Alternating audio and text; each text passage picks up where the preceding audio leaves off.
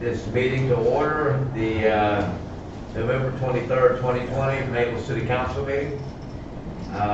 Those of you that are here would appreciate it if we would all silence our electronic devices, including those of us up here, and put them aside. Let's get some business done, city's business done. Pastor Mike Kozinski of the Asbury First Methodist Church. Pleased to have you here, Mike. Thank you. Let's pray together. Lord, we come before you this evening with many emotions. Some of us are tired. Some of us are excited. Some are anxious. Some are happy. Others are grieving. We ask tonight that you would make us present for this meeting. Ground us in gratitude as we look forward to celebrating Thanksgiving later in this week. Make us present and focused on the work we have to do together. We come here tonight mindful of all of those who are suffering during this season. We ask, oh God, that you would work through us to relieve their suffering and encourage those who are fighting it on the front lines. We thank you for each and every person in this community who is working to help others. We ask for your guidance, oh God, to do what is best for our city. Give us the ears to listen with compassion, to have discernment and wisdom, so that we can make decisions to the best of our ability. We ask all of this in the name of God. Amen. Thank you, Mike. For those of you that are willing and able, please stand with me for the Pledge of Allegiance. I pledge allegiance to the flag of the United States of America and to the republic for which it stands, one nation, under God, indivisible, with liberty and justice for all. All right, thank you, everybody.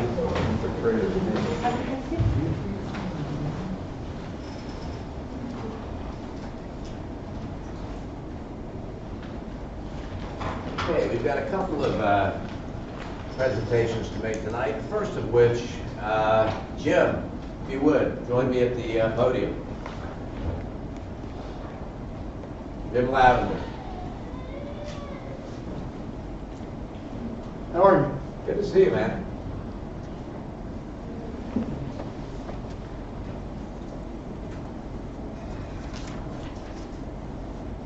Let me come over here with me, Jim. I got a resolution I want to share with everybody and you in a minute. Whereas Jim Lavender served the city of Maitland, Florida faithfully and diligently as a member of the Public Works Department from March 3rd, 1997 until November 6, 2020. And whereas Jim began his employment as a ground maintenance division as an irrigation technician, in February 20th he transferred to the water division where he held multiple positions, the last being water treatment plant technician. Now whereas Jim, due to his knowledge and experience, became the on-site person responsible for assisting in the maintenance of the city's water treatment plants, helping to provide the city's residents and customers with quality drinking water. Whereas during his tenure with the city, Jim was known to be responsive and dependable by those who came to know and work with him. Now whereas Jim retired from the city of Maitland on November 6, 2020 after 23 plus years of dedicated service. Now therefore, be it resolved that I, A. Dale McDonald, and members of the City Council on behalf of the residents and employees express deep appreciation and gratitude to Jim Lavender for his dedicated and devoted service while serving the city of Maitland these past years. Further, the City Council on behalf of the residents in Maitland and residents and employees of the city express best wishes and continued good health and prosperity to Jim Lavender during his retirement years. Thank you.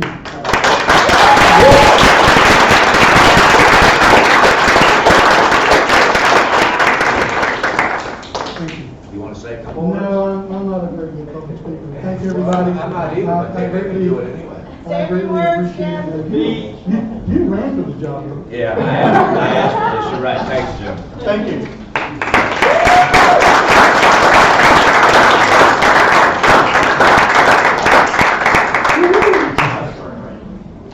Okay. Now for something that's a lot of fun for us every quarter.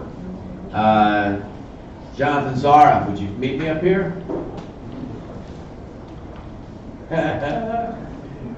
And you thought this would be easy. Come on up here. Okay.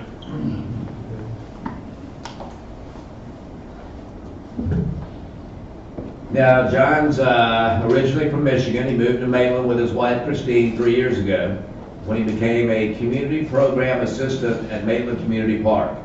Now, always on the lookout for more areas where he can be of help, John has completed numerous improvement projects in Maitland parks, including saving the city thousands of dollars in outsourcing costs. He's been a regular presence in assisting with the Maitland Farmers Market, the great success that it is, where he has received numerous compliments from both vendors and members of the public for his helpfulness and his friendly demeanor. Now, John has befriended many of the regular visitors to Maitland Community Park and takes great pride in being a part of the community that he lives in.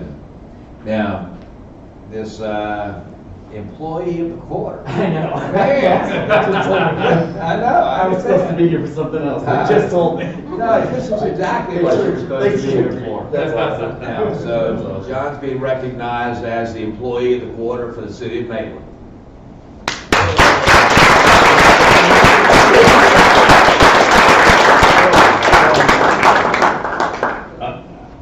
I wish I'd known this a few minutes ago. I've never been in front of a microphone before, but Maitland's welcomed us. We moved here, like she said, not too many years ago, and I'm sorry. I don't have much to say. It's great to be recognized, and better watch out over your job next. There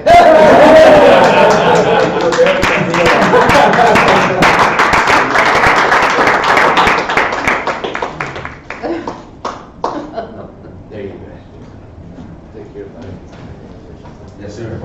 I'll be there. Okay, that is that. That's the fun part of the job. Okay, one of the fun parts of the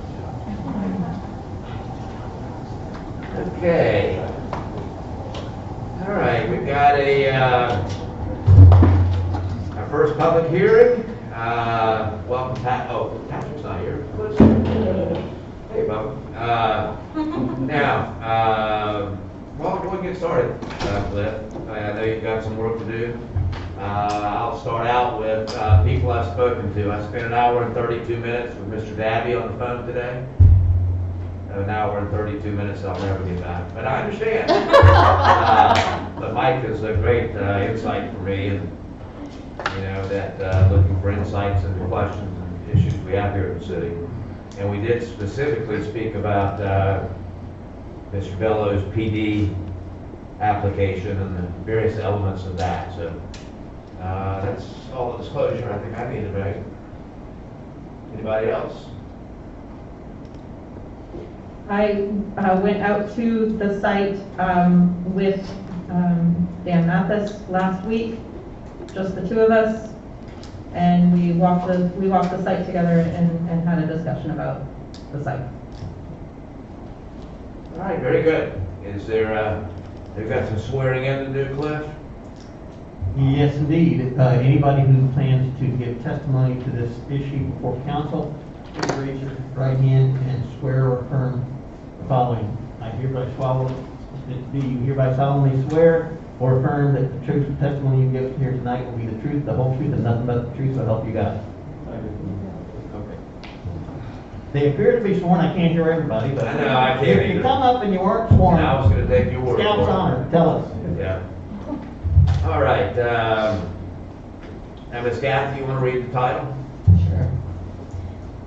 An ordinance of the City of Maitland, Florida, amending the official zoning map, a part of Chapter 21 of the Maitland Code of Ordinances by changing the zoning classification of property generally located west of US 1792 and north of Monroe Avenue further described herein from RG3, multiple family residential district, and RS2, single family residential district, to PD, planned development zoning district, and designate PD zoning for stormwater drainage parcel, and approving a development plan in conjunction with the PD zoning district to include up to 363,028 square feet of non-residential inclusive of office, institutional, 110 ACC beds, commercial and public semi-public uses, with a maximum percentage of supporting residential scale retail and personal service uses of overall non-residential entitlements, and up to 424 multifamily residential dwelling units,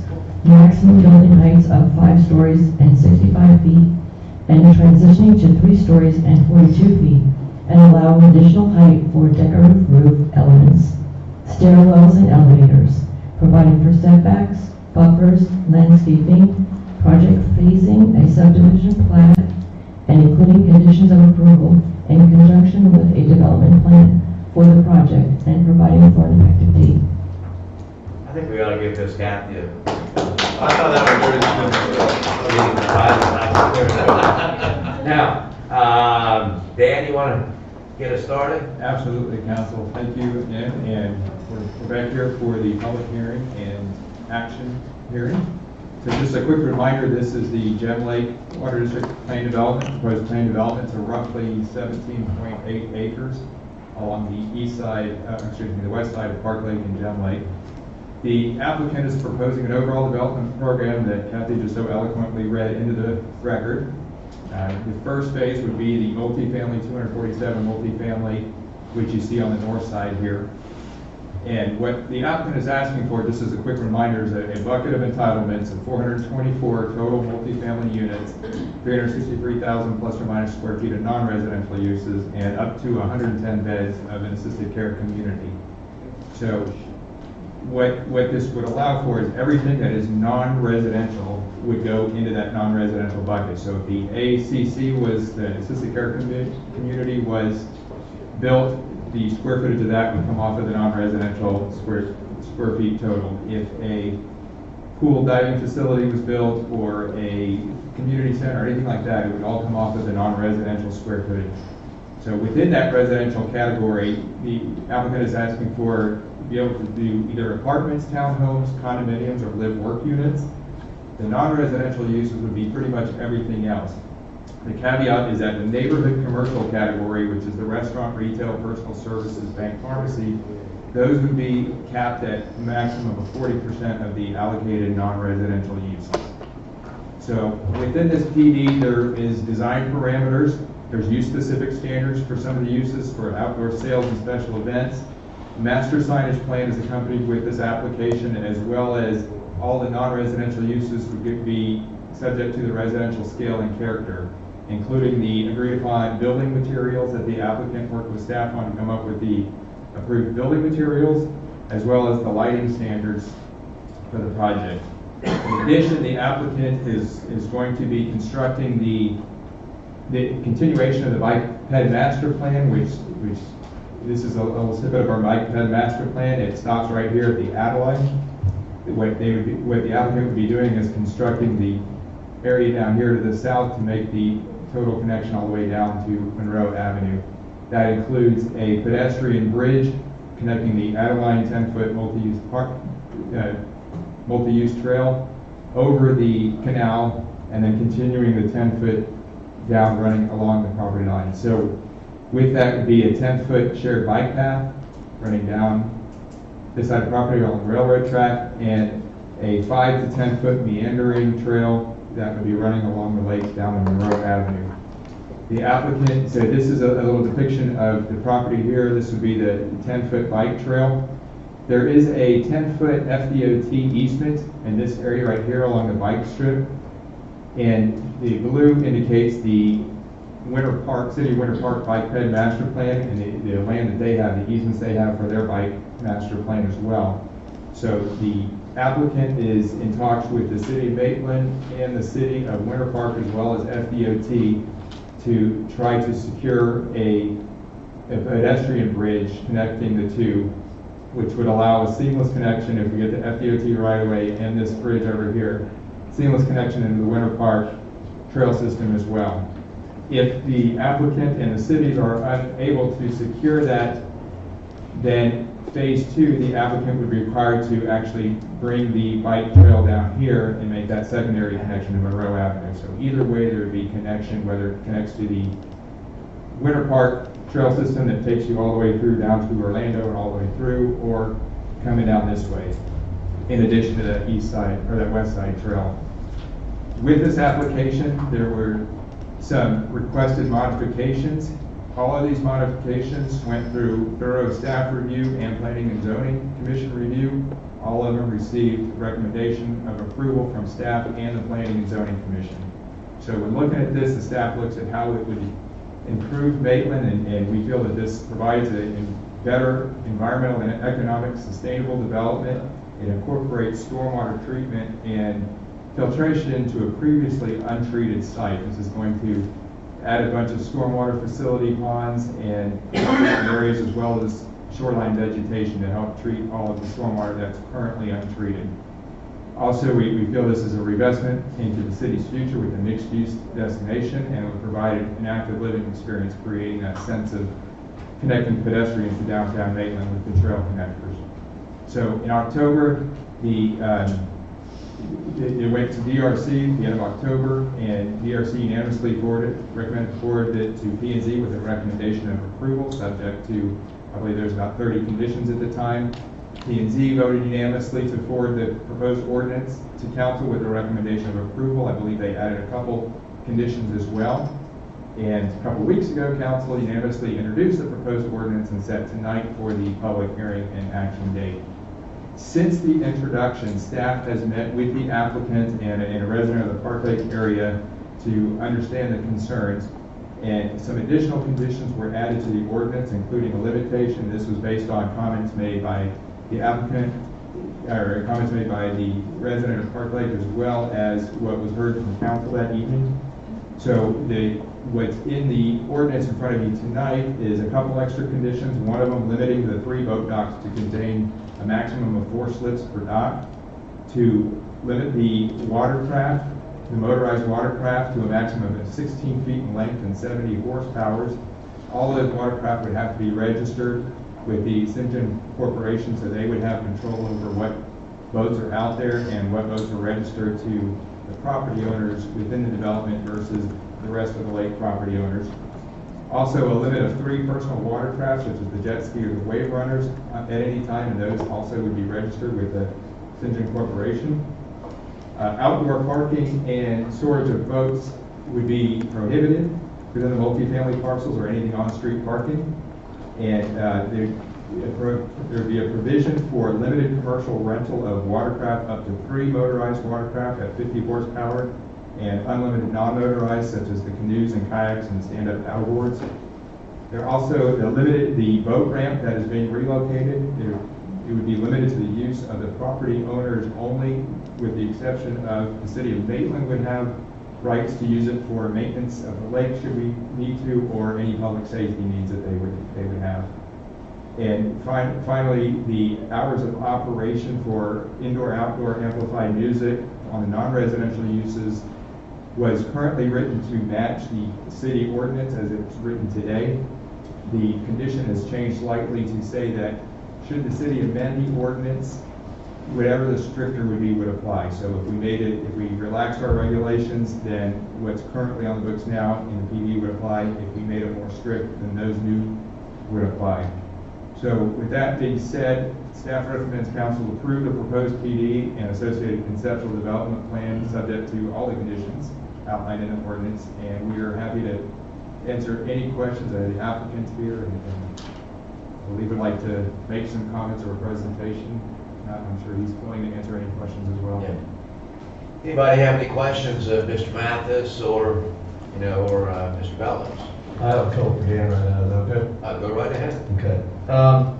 Dan, so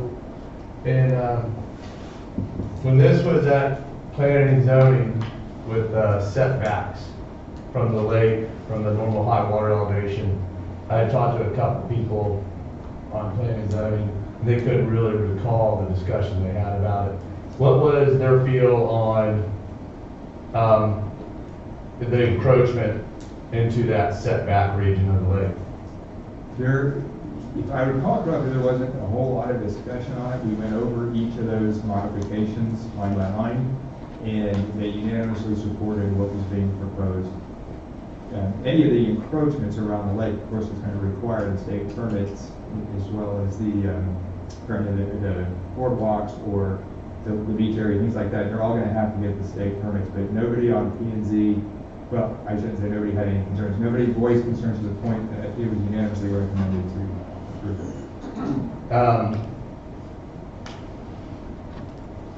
So, and I kind of have a question. Do we know, and I'm not a champion of motors, I'm a paddle guy myself, so do we know the cause of lakeshore erosion from what a 70 horsepower engine would do on a small lake of that size, a gym? I'm not concerned about when you get into Park Lake, but the small size of gym. Do we have any kind of thought about what kind of effect that would have on it? Sworn in witness for expert testimony, that is not my expertise. I cannot answer that. Okay. So they got a 33-acre park lake and an 8-acre gym lake. They got that right there? Right.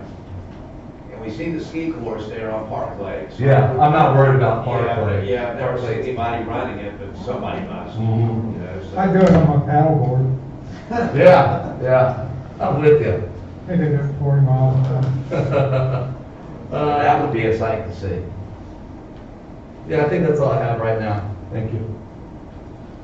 Anybody have any questions of Mr. Mathis or even Mr. Bellows? All right, maybe this is a good Actually, time to... I do have another question for Dan. Sure. Dan, could you just give us a brief walkover of how the sausage was made to get to these changes?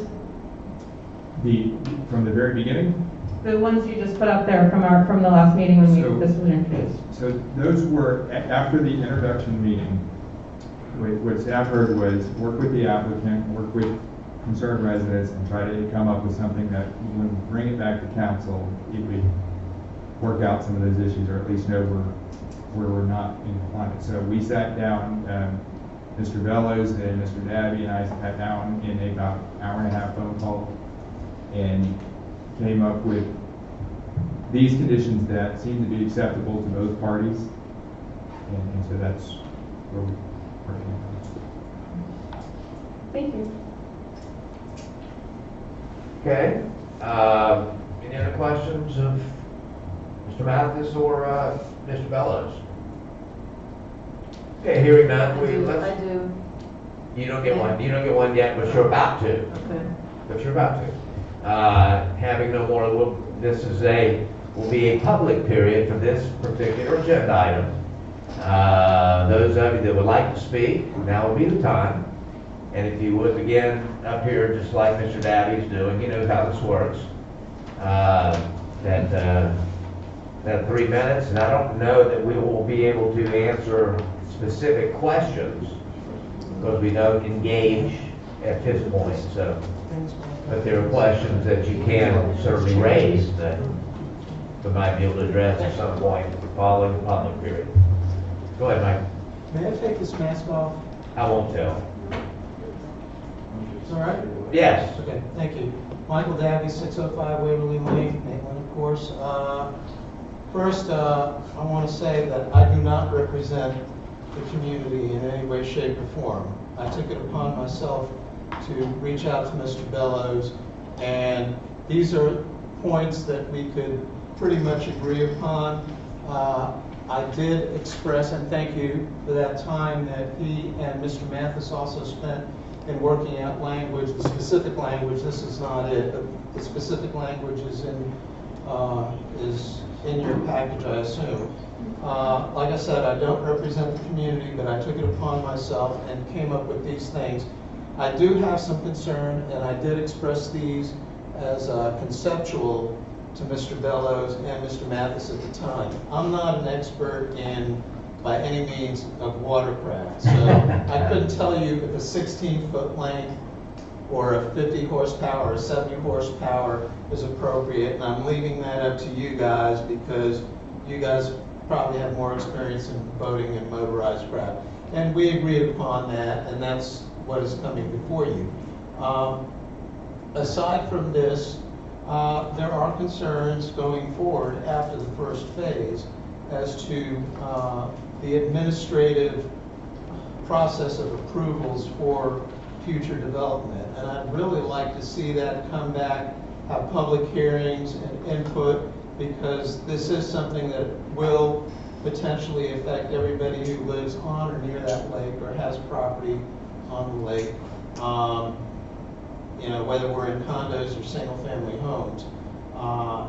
For example, if you consider what an amphitheater might be and what that might draw, whether it be concerts or sporting events, or I couldn't even begin to enumerate all those things that might come into play and how that would affect us. I'm fairly satisfied.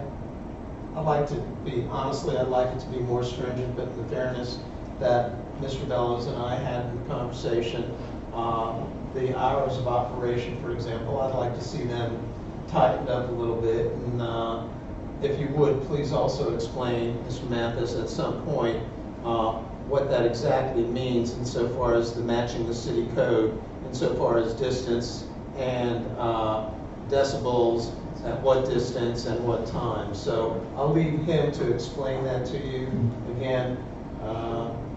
But I would like to see more discussion and review and perhaps codifying what the future might hold in store and how that proceeds rather than just administratively.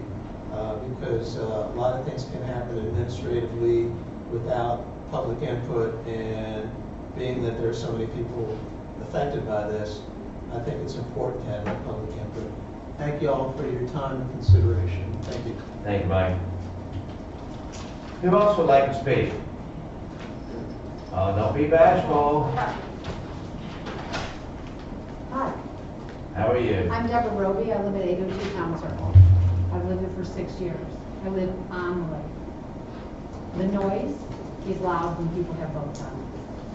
We have one person who lives around the corner who has a little sandy part. They have put those little things out where they do their little courses.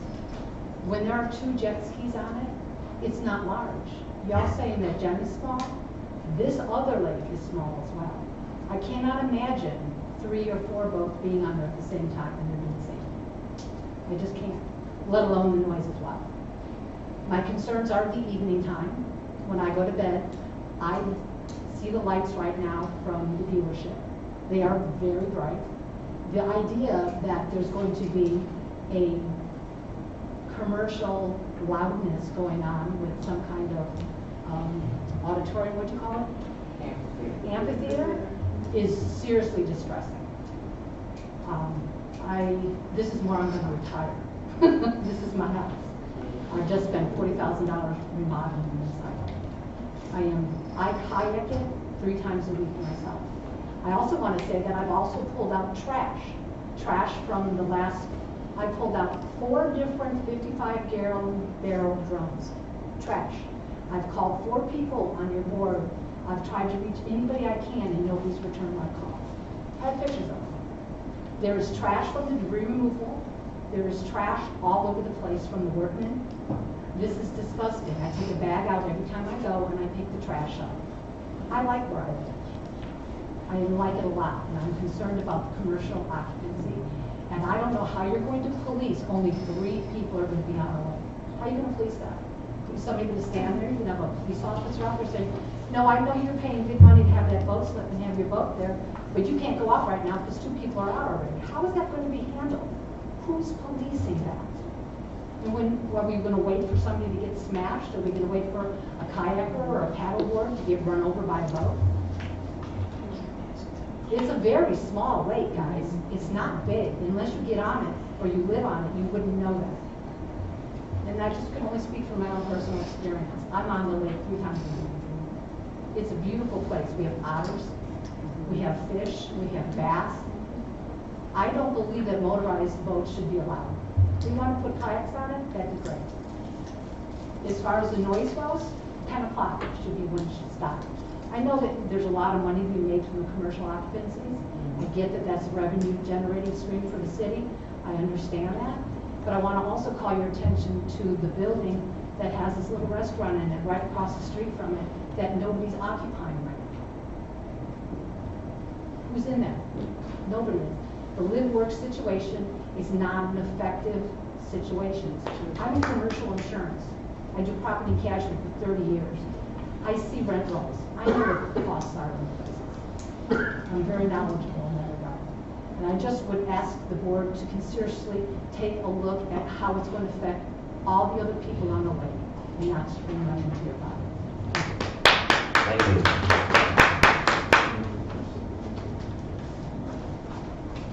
Who's next? There we go. Thank you.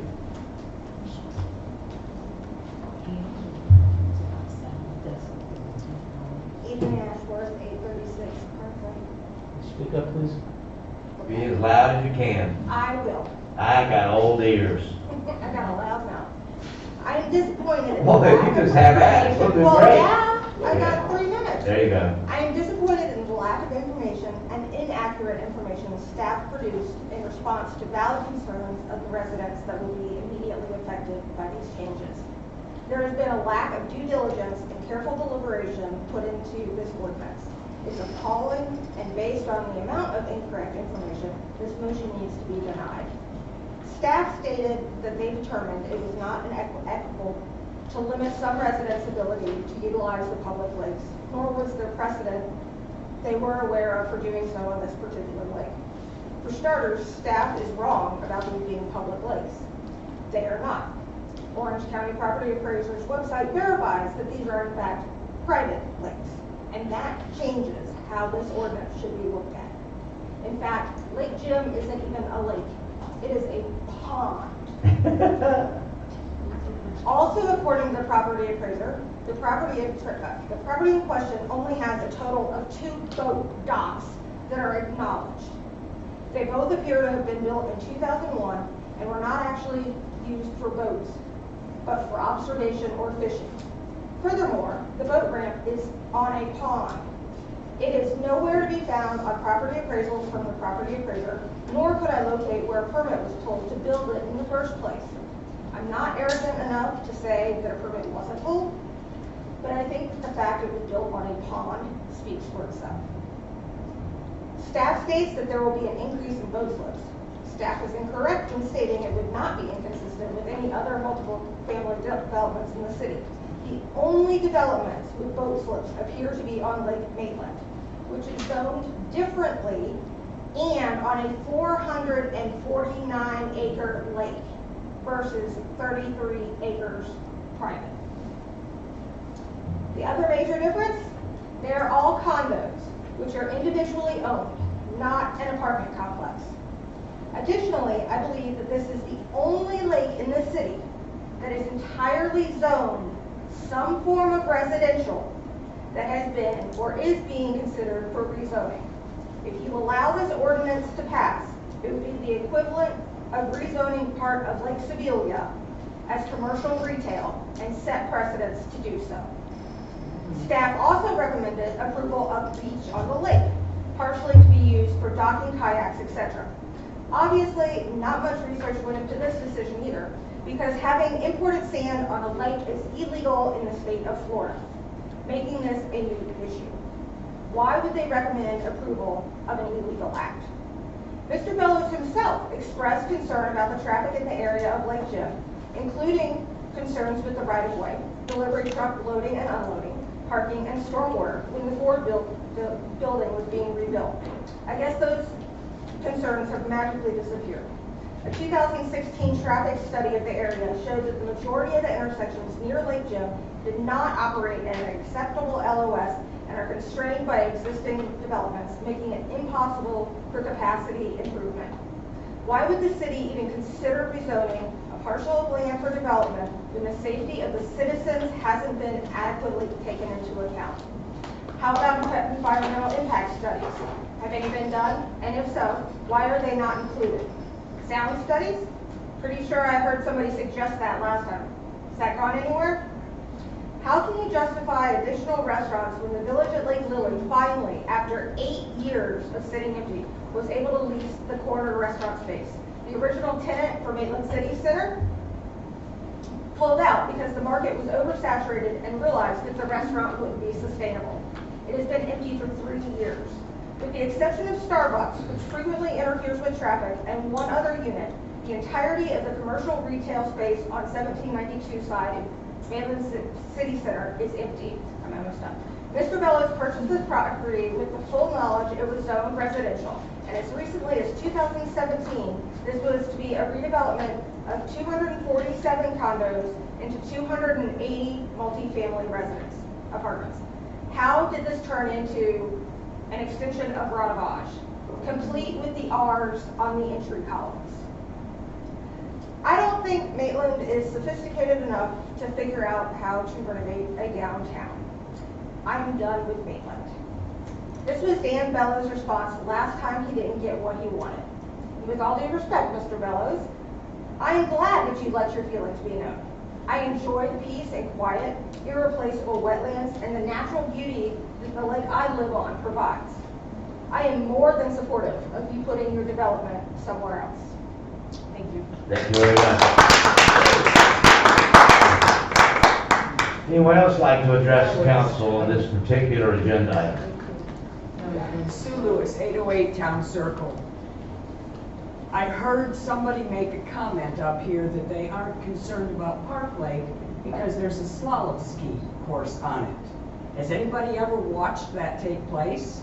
Because the boat does not have room. He comes, he sits on this side of the lake, he gets the guy up on plane, he goes to the course, they have to stop the boat on the other end, he drops, he turns it around, and they do it again, because that's all the bigger Park Lake truly is. And that's one ski boat, 16 foot long. Another neighbor there has 2 jet skis that go on an array. So there's 3 vehicles on the lake, and you cannot put all 3 of those at the same time. So now we're going to multiply that times how many? It just is not feasible. The lake is not large enough to sustain any sort of commercial rental vehicles on it. It just doesn't make sense. Again, the noise level, the studies for our wetlands, all of this is in jeopardy. I don't see any other residential area that people are going, oh gee, we'll drop bars and restaurants down the middle and everybody will be okay with it. We know we aren't stopping it, we aren't asking to stop it. We are just asking for the consideration on our lake that the restrictions that are put on it, even down to 10 miles an hour. You cannot put water skiers on that lake. Thank you, ma'am.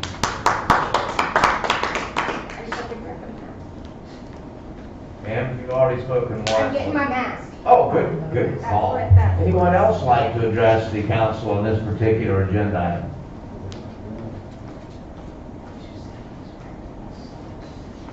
My name is Carlene Haydu. I live at 1614 Gulfview Drive, Park Lake Grove.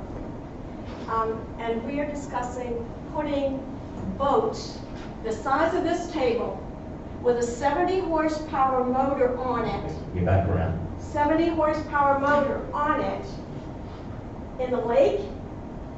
Excuse me, there's one now. It's overdone with one. And how many more are you going to put out? Incidentally, gentlemen, I am from Michigan too. I grew up on a lake. You don't need 70 horsepower to pull a skier. 35 will do it. You're putting motors and gas and oil into Park Lake. If you did that to Lake Catherine, how do you think those residents would respond? Thank you very much. You're welcome. Anyone else like to address the council on this specific agenda item? Now would be the time. We don't have provision for doing it a second time later, so if you've got some thoughts, now will be the time that you share with us. Hearing none, we'll close the public period and bring it back to council. Thoughts? Does Dan, you want to respond to any of those comments? Specifically, there was a question from the third speaker that I think were probably directed to staff.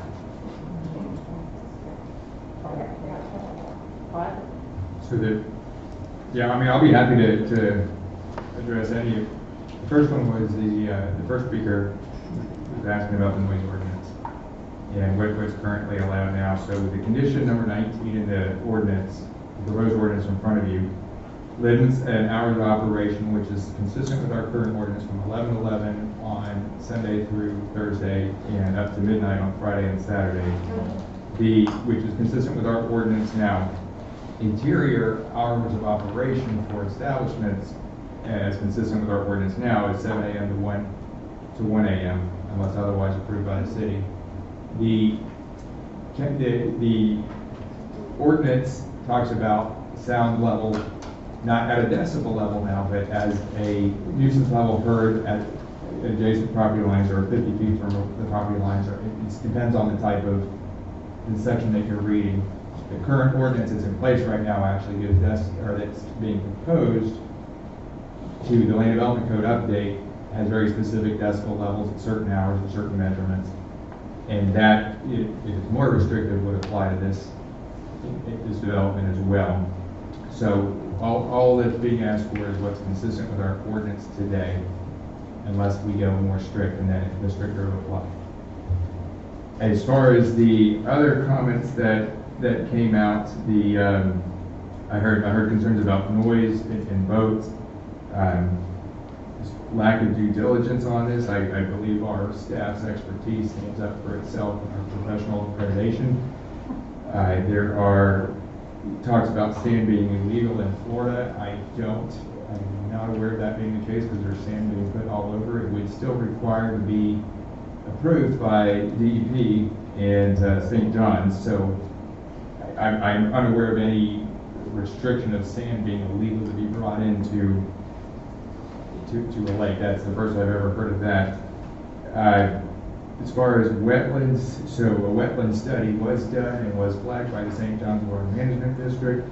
That information came out Friday, and our Public Works Department did take a look at that, determined that there are no wetlands interior to the site, just a couple small areas along the lake, which we knew, and that's accounted for in the applicant's modification request. As far as the boats and the horsepower, I'm not an expert to speak on the level of horsepower or what that means. And then the environmental study, there was an environmental study that was done early on. We've had a copy of that. That's something that's always been in the report. So staff took a very close look at that. There's nothing in there that showed any concerns. And other than that, that's all I have written down that seemed to be. What about the fact it's private? Excuse me. So. Private. Go ahead, Dan. So, okay, I'll be happy to address it privately. So, the land, water bottom of the lake is owned by private owners, applicant being one of them. So, that doesn't, in staff's professional opinion, doesn't preclude him from allowing to ask for boat lots, just like any other private lake owner along the lake would be allowed to ask for that. So, I don't think that had any bearing on us saying that you can't have boats or motorized boats or anything like that. Other than that, just about pretty much everything else we heard seemed to be based on non-expert testimony. It was based on a lot of concerns, rightly so, by the residents, but it seems to be concerns of not an expert public. Yeah. Mr. Thomas, any questions, comments? Yeah, I think this is a good project. The boats, I mean, I had a 40 horsepower boat. I wouldn't dock it on this lake because as soon as you get up the plane, you have to stop, you'll run aground. So I just appreciate your business acumen, but I haven't seen anybody putting a boat on that lake, but maybe they will. Yeah. Lindsay, Mike, Vance, Yeah, I do. go ahead.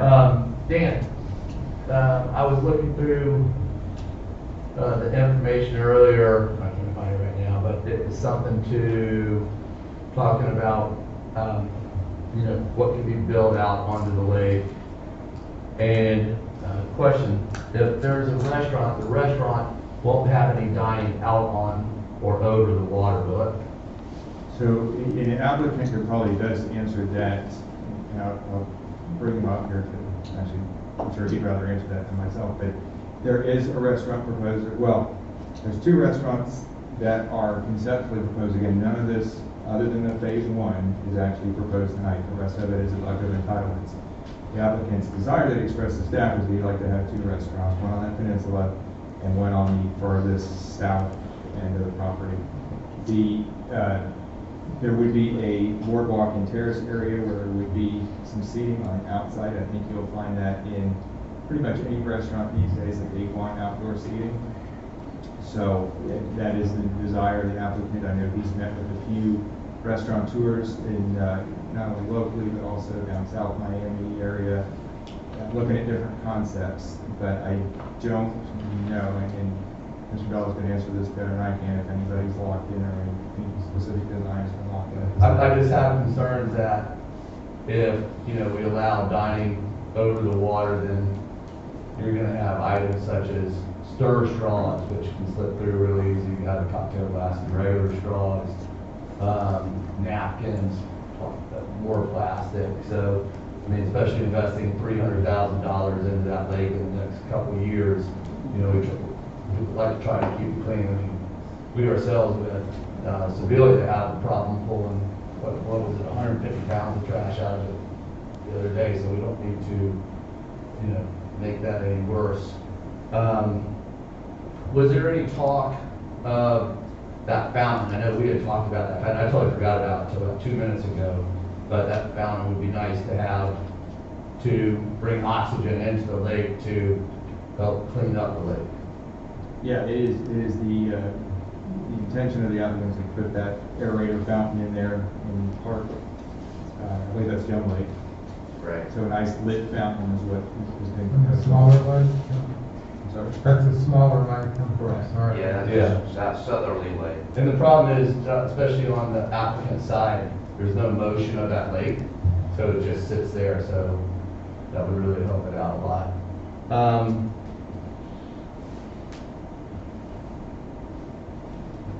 I guess,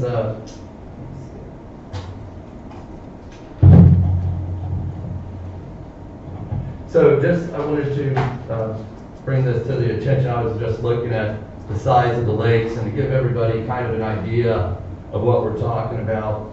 Park Lake is 32 acres. Lake Faith, which is on Maitland, is 33 acres. And in fact, it's funny, that's my first place I ever learned to water ski. In Mike's Point, well, luckily we were the only boat on the lake at the time because you just did this constant turn and you just went around and around and around. It was very small. You learned how to turn left? Well, Yeah, like a race car driver, I know how to go left. Lake Hope is 31 acres, so they're all comparable by an acre. So kind of gives you guys an Charity's idea. how big? Huh? How big's Charity? Charity has that peninsula. Yeah, it does. So it's 52 acres, but the same thing on Charity. I've seen somebody out there in like one of those sea-doo boats try to ski, and it's hilarious because the same thing, it's just sharp little turns. Did you recognize me? Was that you on the sea-doo boat? Yeah. I know you like those sea-doos. Yeah. Are we gonna discuss it? No, it's, I got other things, but no, go ahead, because we're going to kind of zero in. All right, I guess these are, for Dan Bellows more, some ideas I wanted to pass by him, but I can let the others ask questions to Dan and then he's up later. Anybody has questions? Mr. Bello, you want to assume the position up here? Bless your heart. What's that a quote from Animal House? Yeah, probably. So we're having more fun, right? Right. All right, anybody have any questions of Mr. Bellows directly? Well, since I had him, I'll go ahead and start out. Dan, how you doing tonight? Good. Good. Thanks for coming out. So, There's time. so one of the things that I like about this project is you're really cleaning up the lake. A lot of people think, you know, you're taking it out, but Yeah. those plants in there that are there right now aren't very healthy plants. They're not the best plants for absorption of all the Nutrients. all the nutrients in the lake. So Dan's bringing in a whole bunch, and then you're doing, you know, you're catching your storm water, and that'll percolate through the ground and clean up and go out. So that's something that hasn't been done. I think there was, how many acres? 266 acres of unfiltered water going into Park Lake? That's approximately the basin that we started with, but on the 50-acre Rabidow side, I created a non-existing, before, 3-acre master storm ponds. So now, all of that area, Lake Clarney, south of Lee Road, parts of 1782, were going untreated into Jim Lake to make the park Lake Maitland. So I'm now treating not only our 50-acre Winter Park side, which again didn't have any stormwater, but we're now taking some of that storm off of Lee Road and Bennett and 1792, treating it, and it pops off. I'm doing a second phase master pond on the Winter Park side, and then for this Maitland proposed project, again, that existing 250-unit apartment complex did not have any stormwater at all. It was all going straight into the lake. We will be code compliant with 100% of this PD. So in just this phase one, we're building 2 very large storm ponds that never existed before. And then, I don't know if you remember, there used to be the old open drainage ditch out there. And Maitland spent some money, but we were in the 500,000+ range cash that we contributed towards that. And we hauled an awful lot of trash out of there. And again, I have 38 acres on that lake. We're talking about 18 acres tonight for this PD. I am truly invested and vested to keep that lake clean. And I appreciate all the comments. I care about it as much as anybody else. Right, and I believe that, and I really do. So the good thing about a lot of these plants that he's bringing in that, you really don't have right now is when you bring in all these plants, then, and you're having, and we can move that water with the fountains or the area or whatever you would like to call it, is that now, you're giving fish and birds and frogs and all this a place to live. And I think that's great. One of the things I'd like to ask is, when you're going to do, your plans for out there, maybe put in some thought of maybe doing some Florida-friendly landscaping on your landscaping plan, or maybe some kind of plants that are good for hummingbirds and bees and insects. Because right now, everybody puts in Pittosporae, and that does nothing. It's just an old 80s, not an plant, it's an 80s plant that does really nothing for the environment. So, if you did something like lavender or black-eyed Susans, or could decorate with something that would help out. Just an idea I wanted to throw at you. Also, what's your thoughts on, saying the band shell that you're thinking of? Are you pretty committed to that? Is that something, or is that just an idea? Yeah, thank you for bringing that up. The amphitheater, in my mind, my dream, has nothing to do with this PD. So this PD, if approved tonight, does not have an amphitheater. I own additional land going west, and I was working on a project on the Winter Park side, and I'm just trying to envision my view corridor for what I'm building and how I look over Jim Lake. And I own some vacant land along Monroe, beautiful big oak trees, which I want to say and will say, the topography of that embankment and it's very shallow. I don't see putting any buildings there. I thought it would be kind of neat to, in the natural earth, you know, make a place where people could sit and be looking out over the lake. So these are my dreams that I would have to come back before you guys for an expansion of this PD or something else. There is no amphitheater in this 18-acre presentation. None. Somebody saw, again, which I hate doing, one of my drawings somewhere, and all of a sudden they think there's an amphitheater. There is not an amphitheater. I would like to do an amphitheater, but I'd have to come back before this board if I was going to add on to it. So your vision for this area is always to keep it like your open space or green space area, correct? Okay, when you say which area? That where, right there along Monroe, that small little Right. area. Because I have that's, some office buildings going up on the Winter Park side, so imagine being in your office, looking out your window. I wanted to be able to look at those oak trees and, you know, I actually drew putting a park in there. You know, it's going to be a park for sure, but I think it'd be kind of cool to have a little amphitheater. But an amphitheater could be something super small and nice, and you restrict it and say music stops at 8 o'clock. But that's not part of this request. okay. I'm not asking you for that permission in this request. Okay. So where I was going with this is kind of my thought is, you know, your vision is to keep it open space, keep it green space, keep it a little park area. I think we as a city and we as citizens would love to keep that a little park space. I know you need that as your open space for. Again, it's not part of this piece. Oh, it's not part of this, okay.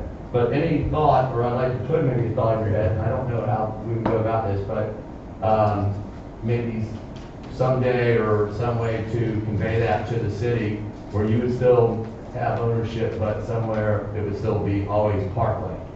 We could definitely talk all about that, but tonight I have 18 acres that I have to set 25% aside for open space.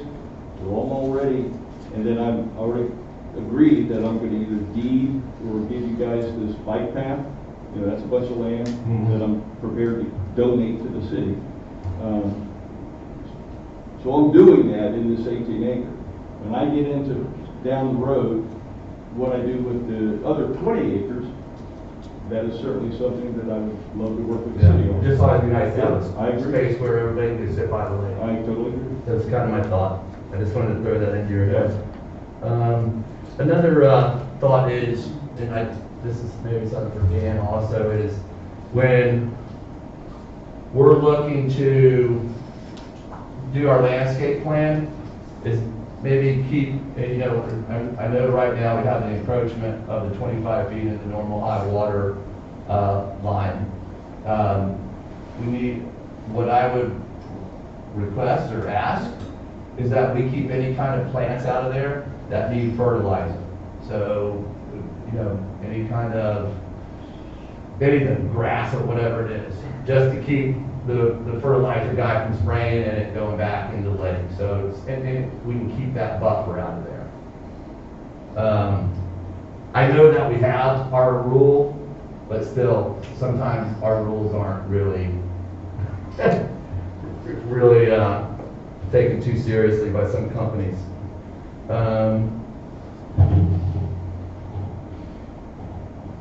You know, there's an old phrase, good development builds a good city, bad development builds a bad city. And I kind of like what you're doing, and I think it would be good for Maitland.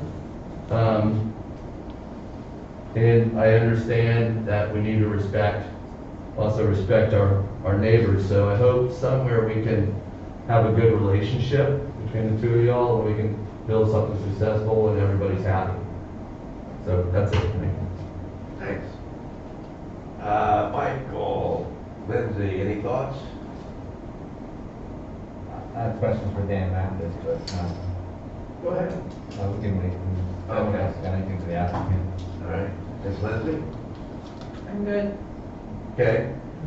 Just while Dan's there, and I'm presuming that there's not going to be any sort of fuel dispensing facility there. We're not going to have a little gas station-y thing. You know, we're Correct, no, absolutely not. correct. kind. So we take any of that environmental issues out of the question. No, I can do this all night. So, any other questions or comments of Mr. Beck? Well, we have Mr. Bellows here at the lectern. Hearing none. You have questions of Mr. Mathis? Sure. So Dan, there seems to be, and I might be misreading this, so you have to help me out, but there's seem to be a disconnect with what the applicant just said, because under the development program, on 13, the allowable uses under non-residential include an amphitheater. So the amphitheater, as the applicant said, it's listed in this as a permitted use. So when he comes back in to expand the PD, whether it be 5 years from now, 10, 20 years from now, whatever it may be, then he wants to have that use already in there. There's nowhere that he has proposed any amphitheater. Even in the conceptual plan that staff saw, the proposed amphitheater at that point was in a future phase, not even in this acreage that's here in front of you tonight. So to be fair, Dan, though, I mean, you know that I struggle with this a little bit because I think this process has been a bit flawed, and I think we can work on this to make this process a little better. That being said, that's not the fault of the applicant, and so for the present application, I'm trying to put that aside. But to be fair on that comment, the way that this works is that there are no uses put on anywhere. So I think it's not totally accurate to say that just because the amphitheater is not listed as a specific use on the site plan means that under this present plan, he couldn't come in and seek approval for an amphitheater somewhere in this 18 PD review? Without right. PD review. Yeah. You're right about that. If it's a permitted use in this document, then it can go in this document. The applicant, and I haven't discussed this with the applicant, but perhaps he can answer this. I would ask him if he would be open to removing the amphitheater as a permitted use within this acreage in front of you tonight, and then when he comes in later, he can add that as a requested use later. If and when it's appropriate. If and when it's appropriate. Yeah. And he's nodding his head as if he's okay with that. Yeah, we just, he's indicating he's in agreement. Good point, Mike. I'm not, if we're okay with an amphitheater, then we should be okay with an amphitheater. There seems to be a disconnect there between what was actually on the plan. It's definitely in here, it's not proposed in this area, in this phase, but you're right, it is on the list of permitted uses, so I believe if approved, you can go put an amphitheater in this phase. And I think that to Mr. Dabney's point, which, I was told, I heard you had met with him and kind of worked out some of these plans, but I think one of his comments was that obviously with the way this is structured, this is the last community public hearing to be had on this PD as far as the future development would go.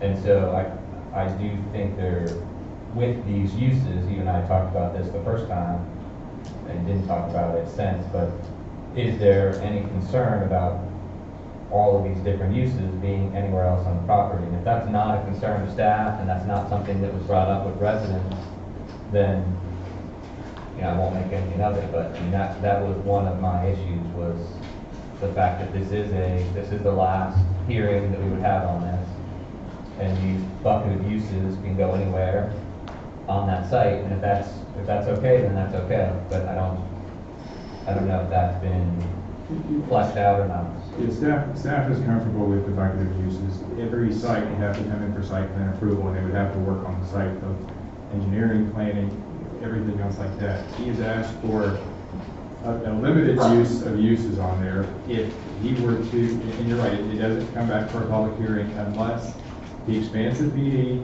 adds additional uses that aren't in this list, or adds different modifications that aren't within this parameters that's set up. So other than that, you're right, there'd be no further public hearings on this phase or this acreage until he expands it or wants to modify it in a way that would require to come back. And then as far as the boat docks go, I mean, when we met on site, I had thought, you know, that putting boat docks on a smaller lake would be problematic. Silly.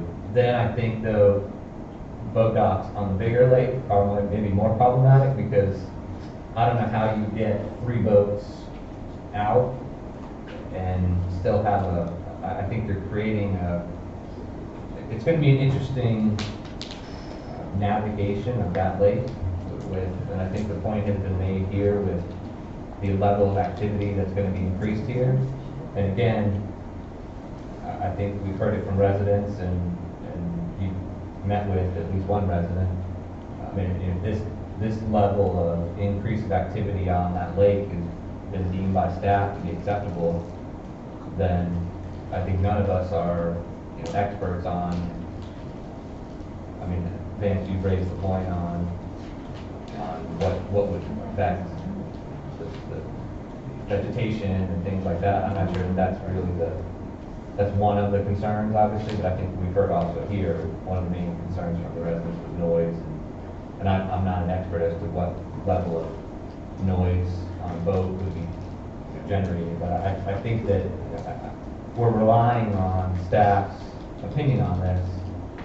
And I look at it in context of the lakes that you've mentioned, Vance, and I don't know that I would see that this level of activity on those lakes, we haven't, I don't think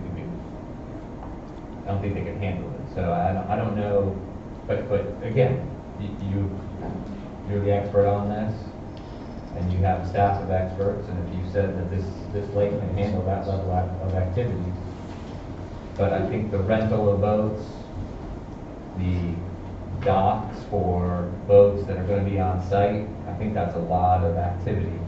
I also don't know when the condition is you can't have boats stored on the residential piece. Does that mean you can store boats on the non-residential piece?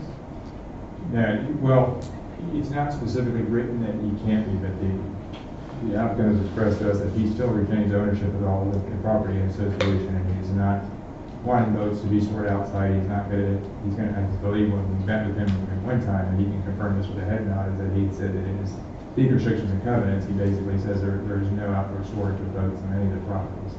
So why then does it say the condition of approval limits that no outdoor boat storage? I'm lost. Just finding things in this program is difficult, but I believe one of the conditions of approval says that they won't have outdoor storage of boats on multi-family parcels. And I'll find it, but. Yeah, you're correct. It says no outdoor storage of boats on multifamily, outdoor storage of boats in the multifamily or on any public streets. So why was that limited just to multifamily piece? That's what was in front of us at the time that we were looking at as the phase 1 development. So that's, if the applicant would like to limit it further, absolutely. No, I mean, again, this is the last time. This is the last time we'll see it. So, and we've said here, I want to be clear that when we're saying there's no storage of boats, that's not exactly true. It's just no outdoor storage of boats on the multifamily piece, which the only piece that's been identified to do anything with a specific use at this time is the back multifamily. Right. But the balance of it would not be burdened by that condition. And is that the intent of staff to do it that way? That's the intent, but if the pleasure of council is to add that clarity in the ordinance, we can absolutely do that before. I'm not a big, I hate, personally, I think doing conditions of approval on the fly are not the best way of doing things. Agreed. And I think it makes for a less than ideal project. But again, we've talked about the process needs to be refined, but I'm not going to try to sit up here and throw numbers out and dictate what I think should happen here. I think that has to have been done by this point. So that's the challenge I'm having here, is that I think I don't know how a boat dock goes out into that lake and doesn't interfere. I mean, we're all saying that this thing, boats can't turn as it is. I don't know how 2 docks having 3 boats on it, sticking out into that lake are going to make that a better situation. But But you've looked at it and you said that that's not gonna be a problem, So staff has looked at it, as well as P&Z, both of them unanimously recommended approval when it was a higher number of boat docks. It was reduced down to, or not docks, but boat slips. So he's taken the 4 that were previous there, he's cutting down to 3. What was negotiated in the revised condition of approval takes it down to 12 slips maximum. More than that was supported by staff and planning and zoning commission. If the applicant were to develop the site into single-family houses now, he could put probably 12 to 14 houses with all of them having boat docks on the lake now. So that's why staff felt comfortable that 12 boat slips is not unreasonable. No, I'm not questioning the number, I'm just talking about the projection into the lake, putting three boats on one dock. I mean, it'd almost be better if you had, in some ways, more docks. Less boat. And I don't know though, I haven't mapped it out, I haven't drawn it out to know, but, and like I said, if you've all looked at it and don't think that that's gonna be an issue, then, again, I don't have a basis to say that it will, because I haven't mapped it out. The renting of boats, I mean, what's the thought there? Is that anybody can come in and rent a boat? So the thought, and that came up with the conversations with Mr. Dabby, is that the applicant had asked for, well, during these talks, if he were to have on the commercial piece, if he were to have, like, he's going to have a little bicycle repair shop and a little eatery along the bike path. And his talking, and he could probably clarify this if I mistake this, is that that would be really cool to have some little hut or something where people can rent like a small 50 horsepower boat so they can take their kids out fishing or anything like that. In talks with Mr. Dabby, it'd be, through the negotiations, it turned out that it was limited, and they both agreed that it'd be limited to 3 boats of 50 horsepower, but no limitation on the non-motorized watercraft like canoes and kayaks. So that was the thought of the applicant at the time, is it would be cool to have some little place where you could maybe eat at a restaurant or rent a canoe or rent like a small John boat or whatever. I'm not a boat expert either, so I'm probably even saying the wrong name of what a John boat is. Something of that respect. So that's where that came about. So anybody, anybody comes up, rents a boat, goes out. It would be, yeah, it would be one of the commercial ventures out there would be a small boat company. If he chooses to do that. Again, I mean, the process, I think we can talk about on a separate thing. I don't question that the applicant's got good projects to point to an example, so I'm concerned of the uses and the mix of uses and just making sure that we've analyzed that at the staff level. That's what I got.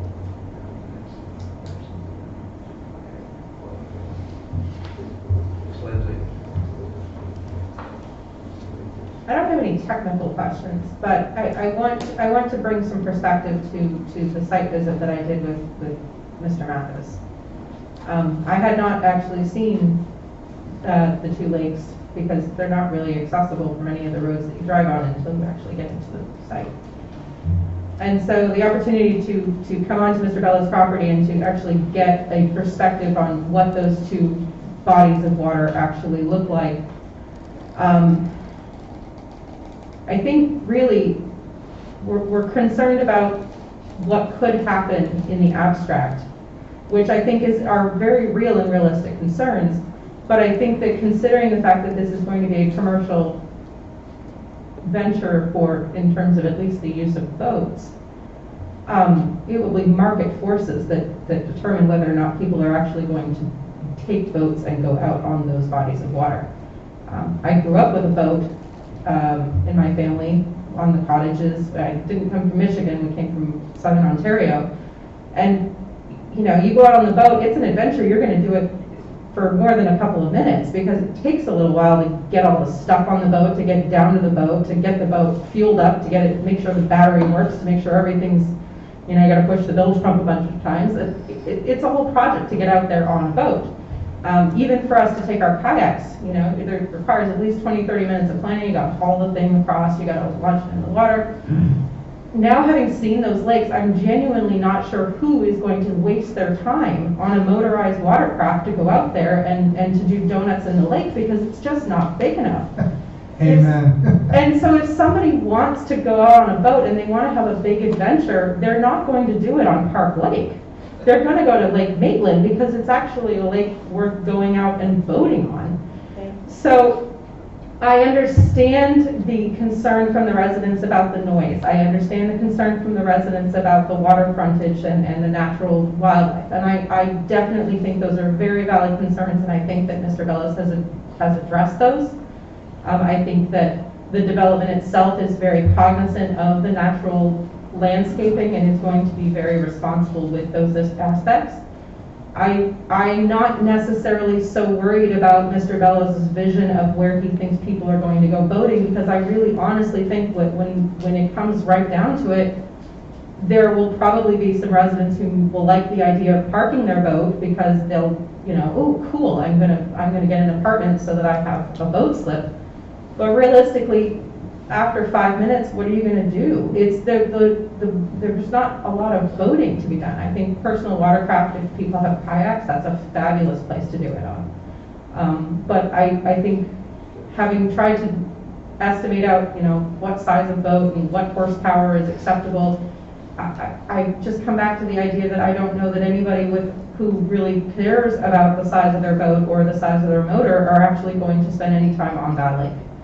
So I'm not trying to minimize the residents' concerns. I think they're very real, legitimate concerns, but I think that given the fact that this will be a commercial operation, I don't see anybody paying, with respect to Mr. Bellows, to take a boat out on that lake, because what are they going to do when they get out there? So I just want to bring that perspective, having not previously seen the lake and having now had the opportunity to do that. I wonder if we are very concerned about something that may never materialize. As to the other aspects, I want to bring forward the fact that the extension of the bike ped lanes and the extension, I think that is fabulous. I'm extremely excited about that. The ability to connect Maitland and Winter Park together with an actual bike path that actually will be usable to get people from Maitland into Winter Park and eventually into the city of Orlando. I don't think enough recognition is being given for that part of the project, which would potentially involve building a bridge over the city, over the road. I think that's a really important aspect that we all need to kind of digest.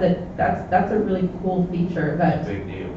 It is a big deal, and it's a very cool feature that I know Mr. Bellows doesn't have to pay for, and I appreciate the fact that he is willing to take the initiative to do that, because it does complete something that is very important to the city, which is walkability and biking. And I like the idea that he wants to make that community walkable and to make it accessible for the residents. So I think that's something that makes it very positive. Once again, I want the residents to understand, I am hearing you. I hear your genuine concerns. I believe your concerns are real, and I understand them, and I understand the nature of the concerns. So I appreciate the fact that the city staff has worked very hard on this. I know that more could be done, and there are always opportunities for improvement, but I do think that we are at a point where we've got a really great project that can potentially be really transformative for the city. I understand that there is concern over how long it's going to take for the commercial spaces to fill up. Being new to commercial real estate and development myself in some ways, apparently it takes 3 to 4 years for commercial development to actually become a filled projected project, and that's expected. So I think, does it seem like it might take a little while for development to move in? Yes, but if you build it, they will come, we hope. So I would like to see this project go forward. I think that it has a lot of great aspects to it, and I think the city staff have worked very, very hard, and I want to commend the city staff on the diligence that they have put into this, and I appreciate that. Thank you. I could, first of all, second everything. Go ahead, Mike. I'll second everything Lindsay just said there, and I think you'd have better luck running swan boats than power boats, but you're the business guy. I think it's also important to look at what was there before. And I think what was there was, what, 244 apartments descending into slumhood? And wasn't there some crime issues out there? It certainly deteriorated over the years. Correct. And so to recreate that and just throw 244 more apartments out there and the end of that road and expect a different outcome is, so here we have something that's going to fundamentally reshape and upgrade that area in perpetuity. And it's going to have a positive impact on the values around there. I think it's going to spread down Monroe. And I think this is the beginning of revitalizing an area that's just been, a problem for us for decades.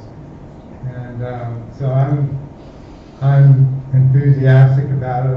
I think once it goes up, the people around the lake will be very happy it's there. And so I'll leave it at that.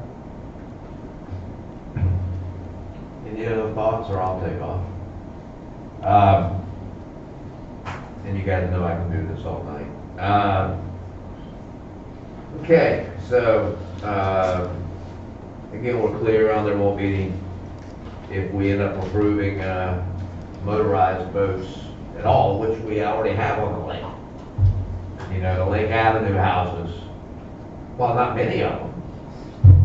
They got boats, they got sea-doos, whatever it is, yeah. So they actually have that ability to work there already. So it's difficult to look this property owner in the eye and say, you can't have boats. So understanding that. Now, I don't know how commercially successful the idea is. Man, were we really planning on having a commercial enterprise of boat or stand-up, paddleboard, kayak, canoe rentals? And I can understand that the non-motorized versions, but I think Lindsay's right. A lot of running around the boat. I think it takes long to get the novelty will burn off pretty quick, because I've done plenty of that. Trust me. So I've run sea-doos in places that I shouldn't have run sea-doos. And as Vance pointed out, Lake Faith, and the folks at Lake Faith condos, having a sea-doo running around there on Lake Faith upset everybody, always. I got calls about that. We came to the lakes board on that. Yeah, they did. And I knew the person that did it, and so we had us a moment, and there really wasn't a whole lot of fun in that. So, playing on a 32, 33 acre lake is, from a go fast standpoint, doesn't make a lot of sense. Shoreline erosion and is a challenge. So I'm a little ambivalent about telling Mr. Bellows that he can't do what folks are already doing on the north end of the lake. Although it's interesting when he mentioned running the ski course and having to fall to restart again, drove it back the other direction. Just strikes me as silly. But I've never seen anybody run it either. So, what else? So I don't know that 16 feet, I don't know that 70 horsepower. I don't know, Mike. I don't know. I've got a 12-foot long sea-doo that'll go 70 miles an hour. Well, it's great when I'm going fast, although the water's got to be perfect when you're going that fast. But it's very exhilarating. But on Park Lake or on Lake Jim, that boat would never get warm. It's like having a Ferrari on I-4 during traffic. Yeah. So again, functionally, I think you're absolutely right, Lindsay, that I don't see that as being a viable thing. You know, we do have, you know, we got a 400+ acre Lake Maitland, and we've got a, you know, a big Lake Sebelia and a Lake Minnehaha, but we don't have public access to that. Dan's been very clear. He wants to limit the access to the boat ramp to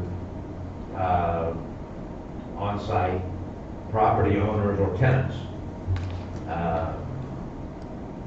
So again, from that standpoint, future phases was addressed, and how we address those things. I have no real issues with, you know, an amphitheater, you know, being part of this. Although I don't know exactly where it's going. Dan's described on that southerly end of some of the south or the north side of Monroe. You know, fine. That's facing north. We aren't going to be bothering a whole lot of people there unless the Adeline people show up and tell us about how we're making their lives miserable. And I get that. You know, I get that the Adeline in and of itself, and some of us were here when that was done, was thought not to be as much of an intrusion, although that was another failed apartment complex with Maitland Shores. And that was certainly, I believe, an upgrade to that piece of land. Like this will be, something like this will be also.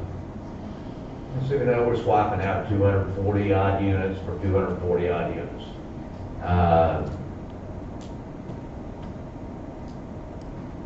This is an upgrade. Now, sound carrying across the water is a legitimate concern. Now, instinctively, we all want to think of that as being an intrusion. Well, yeah, except that maybe it's not. We just don't know. Oh yeah, it may well be not, because I might happen to like the music out here across the lake. Now, You gotta go to sleep and you have the point is that, again, we've got provisions for that. We've made some distinct changes to our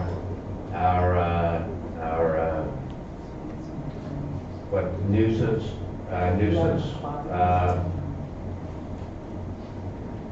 sound issues. I'm less concerned about that. Trailer storage on other spots in the project. I don't know that having some sort of trailer storage site is the highest and best use of the remaining land. So I'm less concerned about that, but I'm also aware that there are going to be folks that have boats that won't be able to fit them in their garage, if they've got a garage, with whatever the units may be. Those garages are generally roughly 20 feet deep. And so as that time comes, somebody's either going to let their car sit out in the weather, or they're going to let their boat sit out in the weather. Unless you got 2 car garages. So this is, it's hard to make this perfect. I can only see it as a guy that's been directly involved in the residential real estate business for more than 40 years, locally. I'm hoping and expecting that this will have a positive impact on property values all around. And that's a fact. You can go ahead and shake your head if you'd like. But the remaining concerns here are emotional. There's going to be change over there. I don't know, and you have to hear from anyone. Of course, I haven't spoken to many people about it either. What an alternative development might be. You know, excuse me. I'm not aware of what an alternative might be that serves the entire community. So, those are my thoughts. Any other questions or comments, anybody? So, I mean, I do think that the applicant, I mean, the fact that I do appreciate that the applicant did meet with the resident. I know we've had, especially one-on-one, I think that was a good move to meet with the residents. I appreciate that you were willing to do that with the residents. Again, I find this process of putting the conditions or whatever, I brought up the amphitheater mostly to illustrate that if he wants to put an amphitheater and there's a place for it, like you said, I think it would be where it is and where it's supposed to go.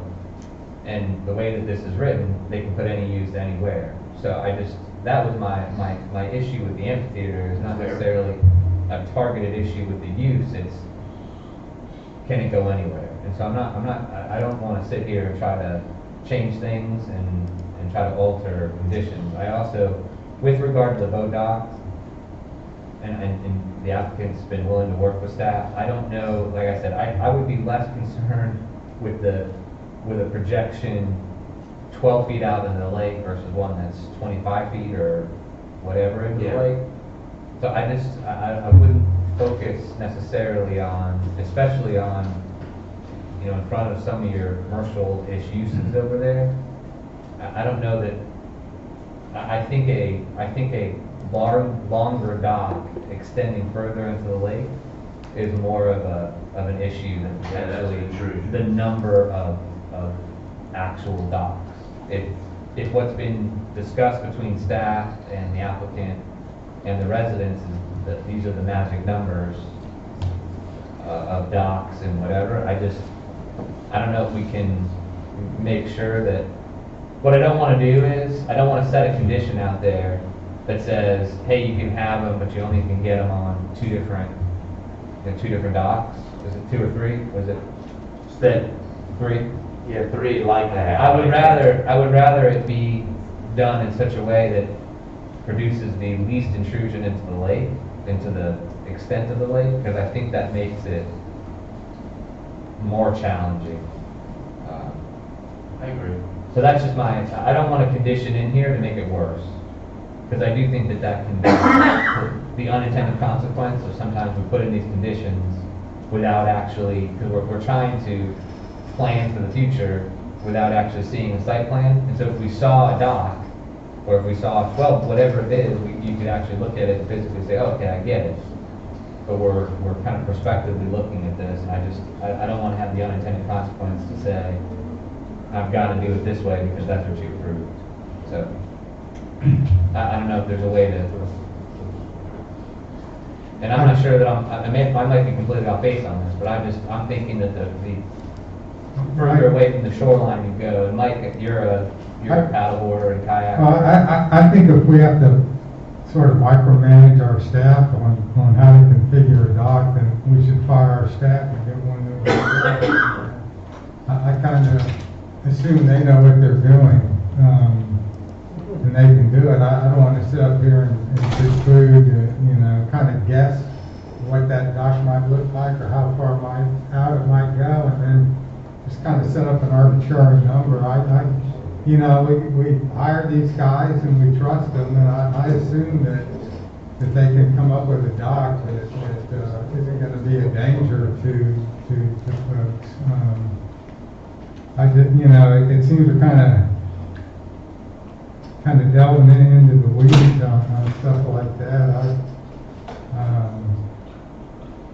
I'm just, if Dan comes back and he's got a dock that like goes out 130 feet in the lake, I'm gonna make a motion that Sharon fire him. I assume he still goes through the dock permitting process. Yeah. For the 5 to 5 properties on either side and you comply Our with permitting the process. So, so what you see there, you're not approving any particular configuration, those permits have not gone in. Been applied for or approved. Right. All I'm trying to do is not make a condition of approval make it worse. That's all I'm saying. Yeah. I'm not trying to micromanage it, but I'm trying to do the opposite actually. I'm trying to make sure there's flexibility there so that we don't put a condition in there because of concerns and then make it worse. Well, agree. And remember that I'm long in the tooth enough to remember we did this on Maitland Concourse North and didn't allow any watercraft in the water. I don't think we allow any anywhere, do we? So think that It's was an a interesting mistake. thing, but I also understand that this is not, you know, somebody's house right across the lake. That, this is, there are houses across the lake on, you know, single family. There are intrusions that people are going to feel at Park Lake. Because it's changed. You know, right now, the only thing that's over there is, you know, some tall weeds. But I can, I'd love to talk about this all night, but, any other thoughts? In lieu of that, Mayor, I'd like to make a motion. Well, I'm not through yet, but But, I'd like to have some more discussion if that's okay. well, I mean, I'm allowed to make a motion on it. Okay, go ahead. And then we second it, and then we can finish it up. I make a motion that we approve the ordinance for the Gem Lake, PD, if that is sufficient to us. Is there any, would you consider any additional revisions to it, Mike? I think we've got a good outline moving forward. I don't see what more to add to it, to be honest. I trust our staff and the developer to work out the details. I think they're sort of, you know, we've got a good idea what's gonna happen. We've come starting to hear the same ground being recovered, which always is an indication to me that it's time to make a motion. So I'll make that motion. That Mike, wisdom. No, go ahead. All right, we have a motion. Looking for a second. Hearing none, the motion will die for lack of a second. Vance, you have some more thoughts? Yeah, I'm gonna come back to the lake. I'm gonna take a break for a little bit. One thing we have to discuss that, you know, and I wanna see, you know, what the council's feelings is on this is, we were looking at the development, and one of the things that, you know, has popped up, and you see the whole road and the sidewalk are within the 25-foot setback of our high water elevation. It is our code that we do not permit anything impervious within inside this 25-foot setback area. And we've talked nothing about, if, you know, we want to give a waiver on it, then I wish we would talk about it and say, let's give a waiver on why y'all feel good about it. But my concern is, we have rules in place. And, you know, we have these rules in place for a reason. So, are we just ignoring these, or is that something we can say in the future? Because I know in other instances, we've told people, well, these are our rules, you have to go by our rules. This has come to us, and we have this problem, we haven't even discussed it. But we're just saying, you know what, it's our rules, no big deal, let's go forward with it. So, is everybody good with the waiver of this? And if so, what's your thoughts? Is your thought that, you know, everything's gonna be caught? I know a lot of times why we have that 25-foot setback is because there is a transition from uplands into the water, into that whole section. And that has to do with plants, it has to do with animals, and that's a whole transition in this whole development. That part of that lake is being taken up with this. So I'd like to discuss that. See what y'all's thoughts are. Any discussion? So the normal high water line is what you're referring to? Right. Okay, now, because that's the 25 feet, if I remember, was from wetlands. From the normal high water elevation. Yeah, high water and normal elevation. So if this lake is, 100 feet? so if this lake is 66.5, I don't know, most lakes in Maitland are 66.5. So, yeah. so, Favorite, pretty much. yeah, so it'd be 25 feet from, it's 25 feet, right? So there's, Or is it 50 feet? Two different numbers. yeah, it's 25 feet from wetland buffers. So this property was developed with the road, with the existing road already right up along there. And I can show you the historical aerials that show you all the concrete that was there, untreated, unfiltered.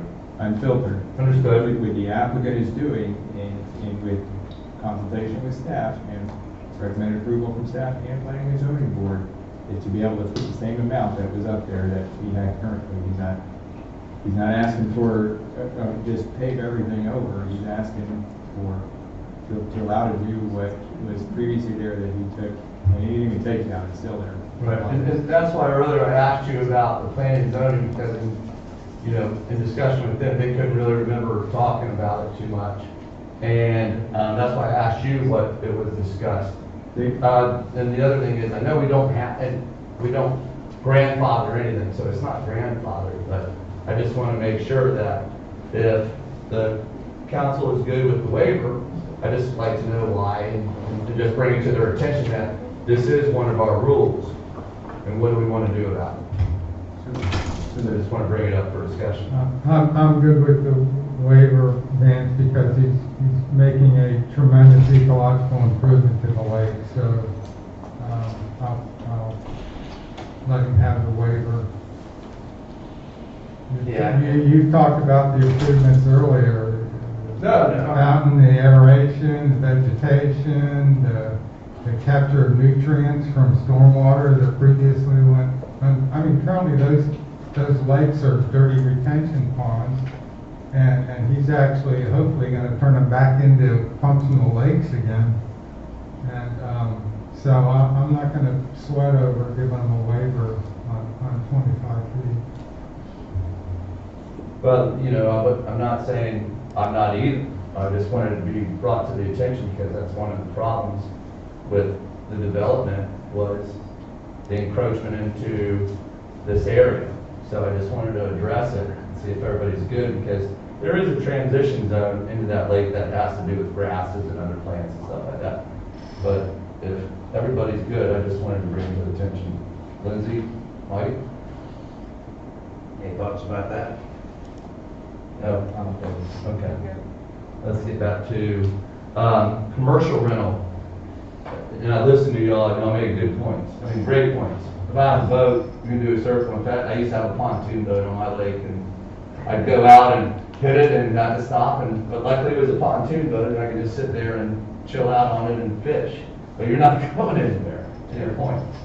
With that being said, on the commercial part, not on the residential part, but on the commercial part, do we really need to have motorized vehicles out there? Because, Dale brought up the point with gas and everything. Yeah, if you're renting them, you're still gonna have to bring a gasoline can, and where do you fill it up at? Over the lake.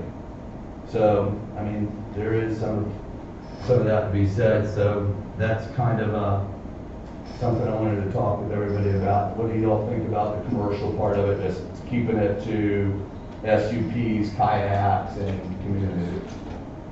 I doubt boat renters are bringing their own gas, but. Yeah. No, I'm saying they would still have to fill it up after it's used. No, I can't imagine that would be the case. The company would fill up the outboard? Commercial. Yeah, but I doubt you're gonna fill, it would be unusual at best that you would put gas in a small boat, not in the water. You would take, you're not fueling a 15-foot boat on the water. But you're not taking it 25 feet off the land either. You're right there next to the water edge. Anyway, I hear you. I think we're getting, I think to Mike's point a little bit is that I'm trying to go global, go big picture, right? And so I hear you, the question, the real fundamental question is, do you allow the commercial activity of renting boats on the lake? If the answer to that is yes, then I think Mike is right. You kind of have to leave the management of that on a staff level. If the answer to that is no, well, then the answer to that is no. So I think from us, it's this balance, man, because I hear you. I hear the details, but then I also hear Mike's point, which is more big picture. And there's a balance to that. I'm not sure I know where to draw the line in each instance. I think the line moves.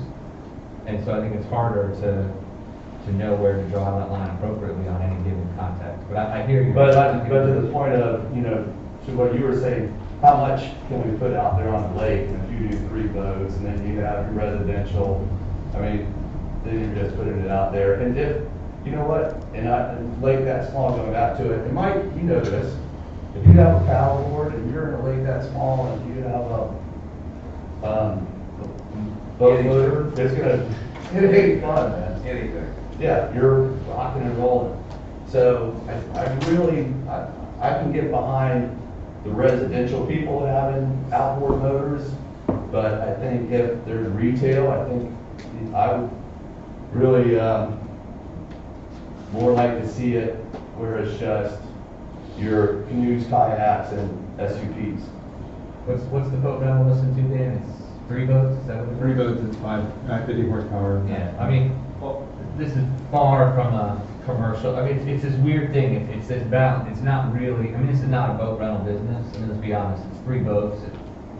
So it's just increasing the amount of boats on the lake overall, but it's not but I hear your point, Dan, I mean, it's not a big use of the lake, I mean, but I think. I just think that lake's so small, I know you're saying globally, but you're talking globally on, you know, the big picture things, and I understand what you're saying, but still, it's a small lake. No, It's I not big, completely it's agree not with that that. big. No, I completely agree. I'm not saying, but I think the business is different. I think we're only, it's such a small number, but I hear you. Any number, 3 boats on that lake is a lot of boats. I mean, and to me, that's the overall discussion, is that there's gonna be more activity on that lake.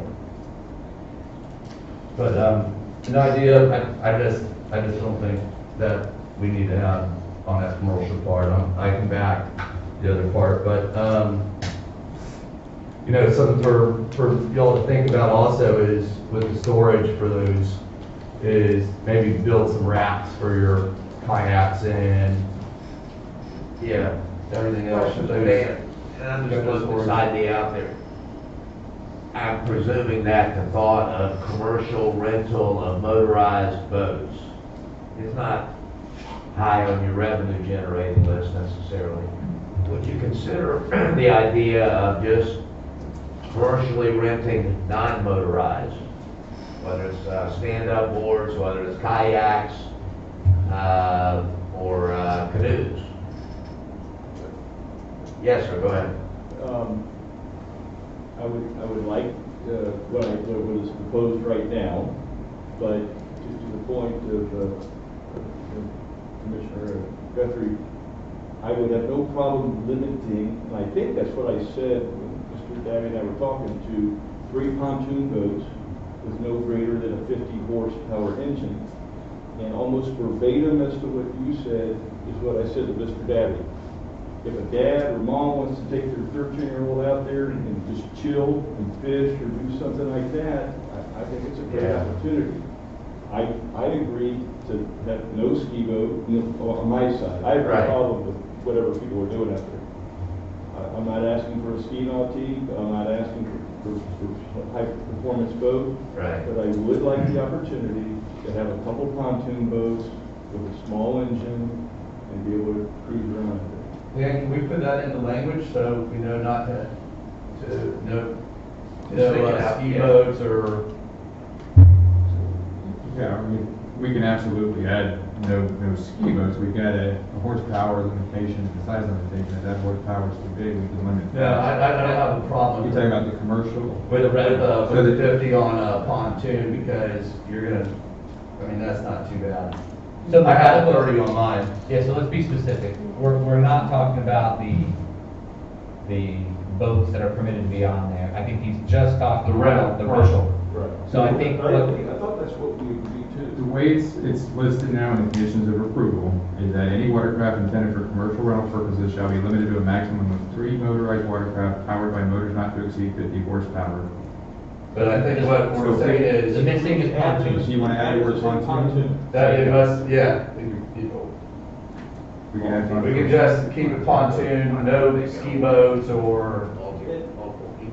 And to Mr. Wild's point too, I think Mr. Davy had no problem, for example, over on Lake Virginia, a friend of my dad has a really neat electric boat, has a little canvas canopy. Yeah. something like that. I don't believe there was any issues to something like that either. Right. So, I don't have a problem with pontoon because, like you said, you're just gonna cruise around, chill. right. But, you know, if there's no There you go. Let's ski boats or whatever you wanna call it. That's a good point. Yeah. I'm fine with it. Lindsay, any thoughts about that, in that regard? Nope. Michael? Okay. All right. What else? Oh, mine was, one of the things is just to make sure, what did we decide on, what did we come up with when I asked you about, going out into the lake with service, like tables out on the lake? Or is it gonna be back on the shore, or are you envisioning tables out on a dock somewhere? I am envisioning tables on a boardwalk that is half upland and half over the water. I think that would be great. I heard what you said, and I made my own note. I have no problem if you want to restrict it, to say, no food, sales there. I'm trying to think, like, if you go to Hillstones, they'll only bring you a small appetizer out to sit on the other chairs. Right. I think you said straws was a big concern. I would like for somebody to be able to sit out on this boardwalk, be very close to the water, be able to have a drink, and maybe some sort of light something. Paper straws? I have no problem saying no straws.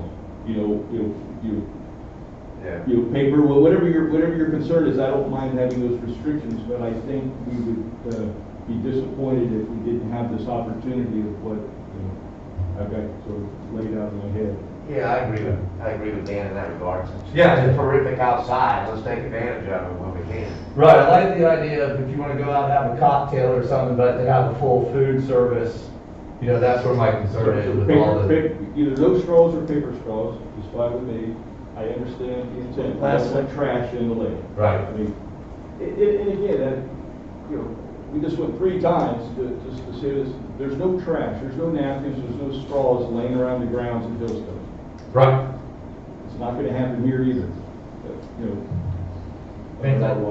Yeah, I would be more just thinking about just making, and I think the protections are there, just making sure that the overall water quality and that is being maintained. I wouldn't want to focus, because I agree with what Dale's saying. I mean, I think that might be the least offensive, a non-offensive use to be out on that lake is people dining.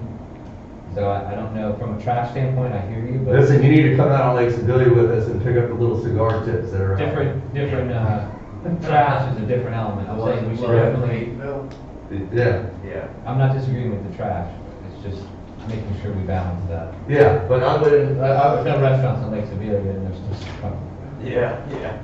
Well, we know where it's coming from, though. Yeah. And Dan, can we put in some language to that extent of? So, No food? if you're serving food or meals on glass plates with cloth napkins and silverware, I don't know what you're gonna be throwing in the lake. I mean, I don't wanna sit here and micromanage to the nth degree, what you can bring out to people. I agree about plastic straws and stuff, but and if you're okay with it, that's fine, but I just hate to. So then how about some verbiage where, I mean, I think. where we won't have disposable or plastics used to that, just to keep it out of the lakes? I mean, to your point, if it's gonna be cloth and silverware, I'm fine with that. But if, it's gonna be, a place that opens up and, it's like on Lake Fairview and you get all, plasticware and wrapped in a napkin, well, we don't want that out there. So if we can put some just verbiage where it just keeps any kind of disposable ware from being used out on the patios or docks, whatever you want to say. With COVID though, I wonder, what we kind of learned is some of the restaurants have gone back to that, even nice restaurants. Right. Using the disposable stuff. Yeah. I'm not sure if that's. I think that's a challenge. Yeah, hopefully we won't have this so long. Well, I think we're kind of getting wrapped around the wheel. I mean, I've been out to Shake Shack and I just don't see a bunch of garbage there in the water. And I've seen Mr. Bellows' other projects and. I've never been to Shake Shack. Do they heat over the water? Up to Colonial. I just don't see that, and I think we're preparing for these scenarios that I'm not sure are going to exist. So I just hate to, and we, you know, he does pretty decent quality projects. I don't question that, and So I never did question that, so don't throw that at me like I'm questioning that. I'm just concerned about I'm just quality. wondering if we're just kind of getting too far into things here that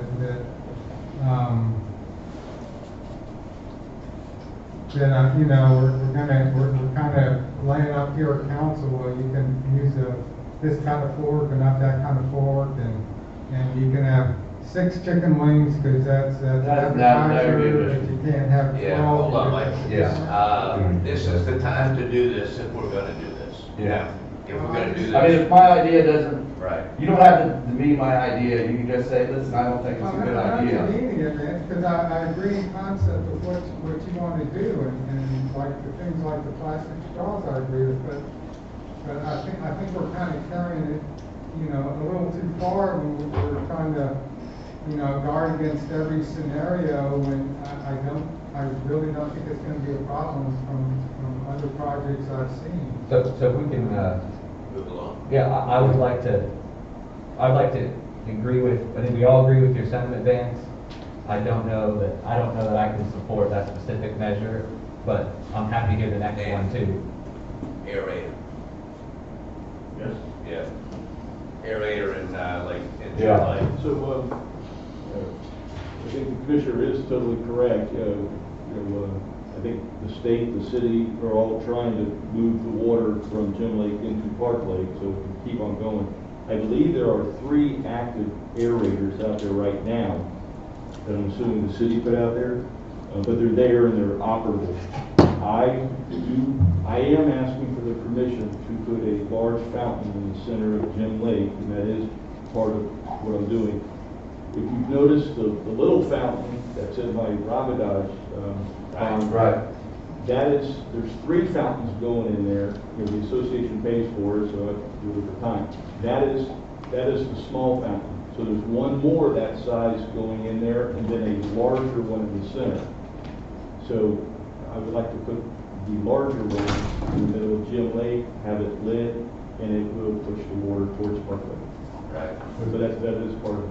And this is in your retention pond, your Primary retention right now, pond, that's Robin. at night at Rabadage. Right. But as part of this PD request, we do want to put a fountain in the Gem Lake portion. Hey, maybe you can help me out with this. I talked about the Florida-friendly plants to use, and, you know, all the things that would be good for, you know, birds, honeybees, butterflies, insects. Now, and I guess we require it to be from the University of Florida's list, correct?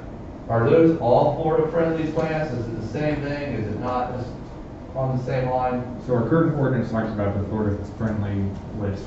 The proposed ordinance coming to you down the road does have a lot of the Florida-friendly incorporation into it. With that being said, almost everything on the Florida-friendly list is in that University of Florida IFAS. Yeah, native species type stuff. Yeah. Right. And that's what would be going into the lake itself, Dan, once you're, yes.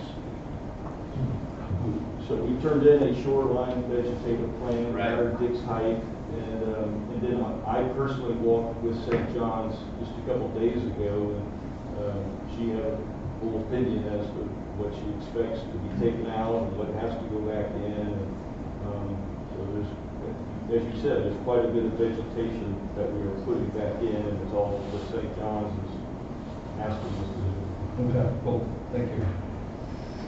All right, any other thoughts?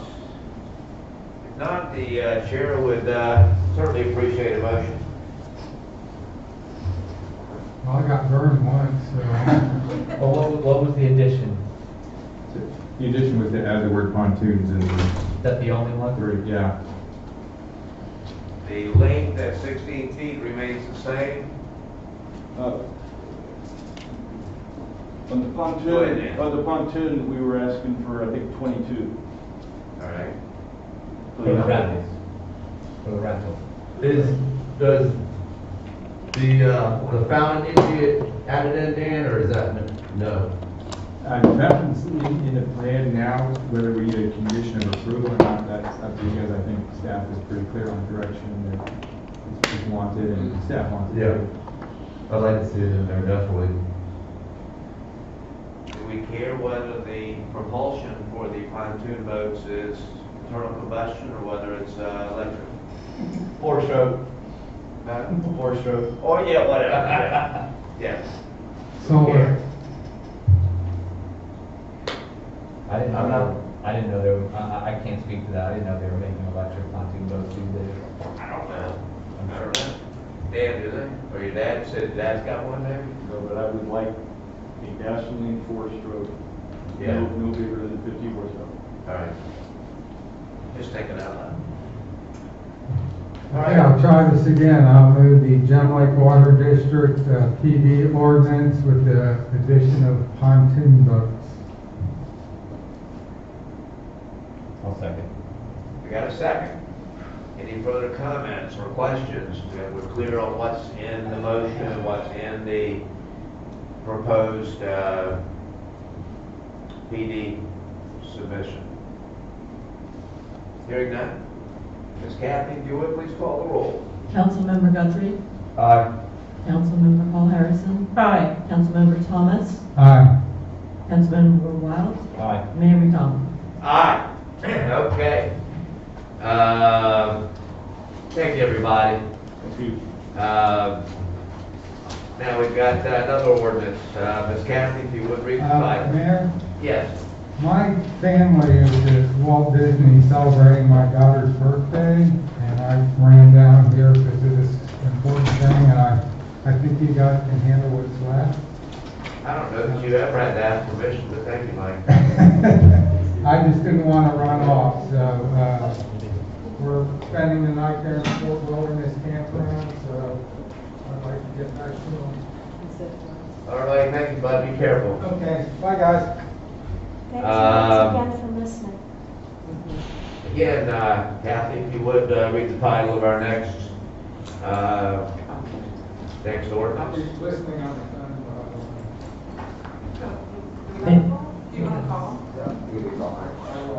An ordinance of the City of Maitland, Florida, amending Land Development Code, Chapter 21 zoning, Section 21.5, Article 14, establishing the regulation of food and beverage pickup through a door, window, or identified parking space, providing for codification, conflicts, and effective date.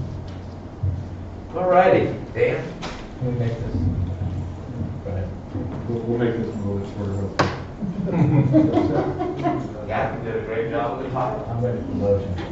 Yeah. So what, last time we introduced this, we explained why we're doing this and what the need was that drove this ordinance to come to you.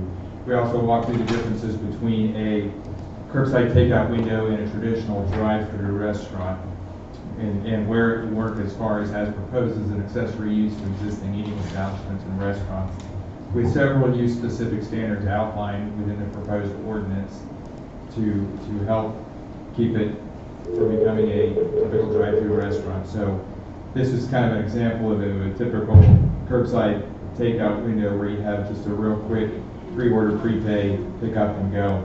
So of course on October 15th, P&Z voted to forward the proposed ordinance to council recommendation of approval with some modifications. October, DRC voted unanimously to forward it to council with a recommendation of approval, including the modifications that P&Z recommended. And a couple weeks ago, council voted to introduce the proposed ordinance and set tonight as the public hearing and action date. So staff recommends that after conducting the public hearing, staff recommends council continue the proposed ordinance and provide direction to staff on any desired modifications prior to returning. If we do continue it, we will need to come up with a date certain to continue it. So I'll be happy to work with you with that. After conducting the public hearing, we'll be happy to look at dates or whatever is the council's desire. All right, before we go any further with council comment, do we now have a public hearing first? Or do we want to have some discussion here about it? I'm ready for public hearing. Anybody from the public like to address this specific agenda item? Is that me? Oh, that's, oh.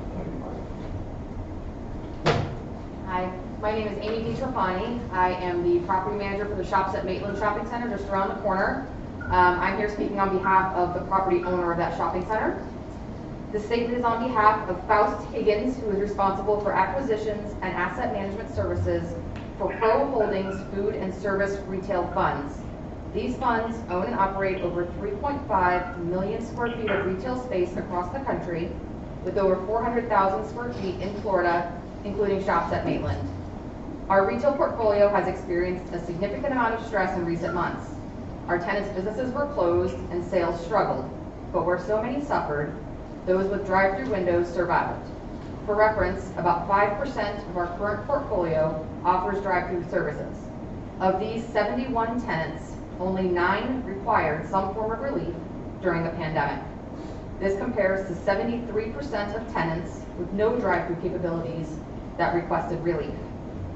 Nationally, drive-through visits increased 26% in the second quarter and represented 42% of all restaurant visits. In July, when more restaurants were reopened, drive-through visits still increased 13%, the highest visit increase among the on-premise, carry-out, and delivery service modes. For all of these reasons, brands have begun implementing long-term strategies dedicated to the drive-through, while other strategies remain on hold. At a minimum, businesses are looking at how they can retrofit their existing locations for walk-up windows, but if they cannot, they will relocate to centers and municipalities where they can get what they need. In May, Starbucks CEO announced that they are expediting plans to relocate lower-performing cafes to real estate that can utilize a drive-through. Chipotle Mexican Grill is implementing its new Chipotle concept in nearly every new store. Even for chains that have not historically relied on drive-throughs, the window is increasingly becoming a requirement. Zoe's, Panera Bread, Corner Bakery, Shake Shack, and Tropical Smoothie have all shifted focus to the drive-through. Even concepts based closer to home, like Jeremiah's Italian Ice, a tenant of ours at Maitland, has focused its expansion efforts entirely on the drive-through. As a retail property owner, we believe the one service model that will come out of this pandemic looking more important than ever is the drive-through. Even as the country began opening in stages, drive-throughs remain desirable. We do not anticipate this to change anytime soon. Drive-throughs will remain a fixture in our post-pandemic lives. Lastly, a drive-through window requires the need for additional staff to be effective. Not only does a drive-through increase a business's sales, but it also stimulates job growth in the community. In February 2019, Chipotle had 10 drive-throughs. The chain now has 100, and as a result, hired 10,000 additional employees. We are eager to make our existing real estate work for tenants, but we cannot do that without your approval. Unfortunately, Einstein Brothers Bagels, a tenant at Shops at Maitland, has already informed us of its intent to close. We've already received significant interest from several concepts, but only in the event a pickup window could be added. Without the city's approval, it is likely that this 3,800 square foot space could sit vacant for some time, generating zero value for our property or the city of Maitland. I hope you will seriously consider a change in the ordinance to accommodate the needs of these businesses and the future of retail. Ultimately, drive-through and other off-premise operations will be a major part of the U.S. retail industry's recovery and future. Thank you. Thank you. Anyone else like to address the council on this specific agenda item? Yes, sir. Good evening, my name is Alex Bisbee. I also represent the owner of Shops at Maitland. I appreciate the council's time this evening and want to respect the 3-minute limit, so I'll try to be close to that time. I'm a commercial real estate broker here in Orlando, Florida. I work statewide, representing tenants with a major focus in the restaurant industry. My company represents a handful of nationally recognized groups such as Shake Shack, Fisher Barbecue, P.F. Chang's, Cava, Texas Roadhouse, Culver's, Krispy Kreme, True Food Kitchen, Cooper's Hawk, to name a few. All of them are implementing pickup windows going forward. My experience is also encompassed by a large portfolio of project leasing centers from landlords statewide. One in particular, again, is the Shops at Maitland, just a baseball's throw away from this meeting hall. I've been leasing the center for about half a decade and have renewed or signed leases with almost every tenant within that center. As some of you may be aware, as previously mentioned, Einstein Bagels will be closing its doors soon. With that, I've been tasked to find a replacement tenant for the out parcel building, which has led me here today to explain why I'm a strong advocate for supporting the change in the moratorium to allow pickup windows. As restaurants and consumers slowly emerge from a devastating lockdown in the economy, how restaurants serve guests and how guests demand to be served will be a key area of focus during this post-pandemic recovery. Business models have been upended with a pivot to off-premise services. Reinvention on the fly has been a theme, with some chains creating makeshift drive-thrus, developing in-house delivery, adding contactless curbside pickup windows. The changes have been especially brutal on casual and fine dining restaurants that are accustomed to face-to-face hospitality.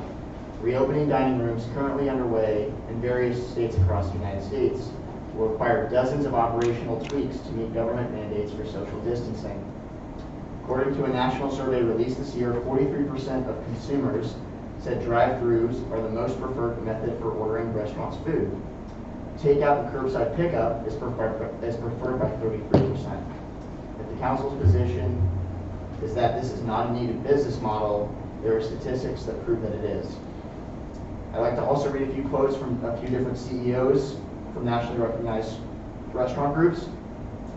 Chris Kempinski, who's McDonald's CEO, said the world is going to look different coming out of this crisis, including how we get our food to our customers. Many of those changes will be enduring.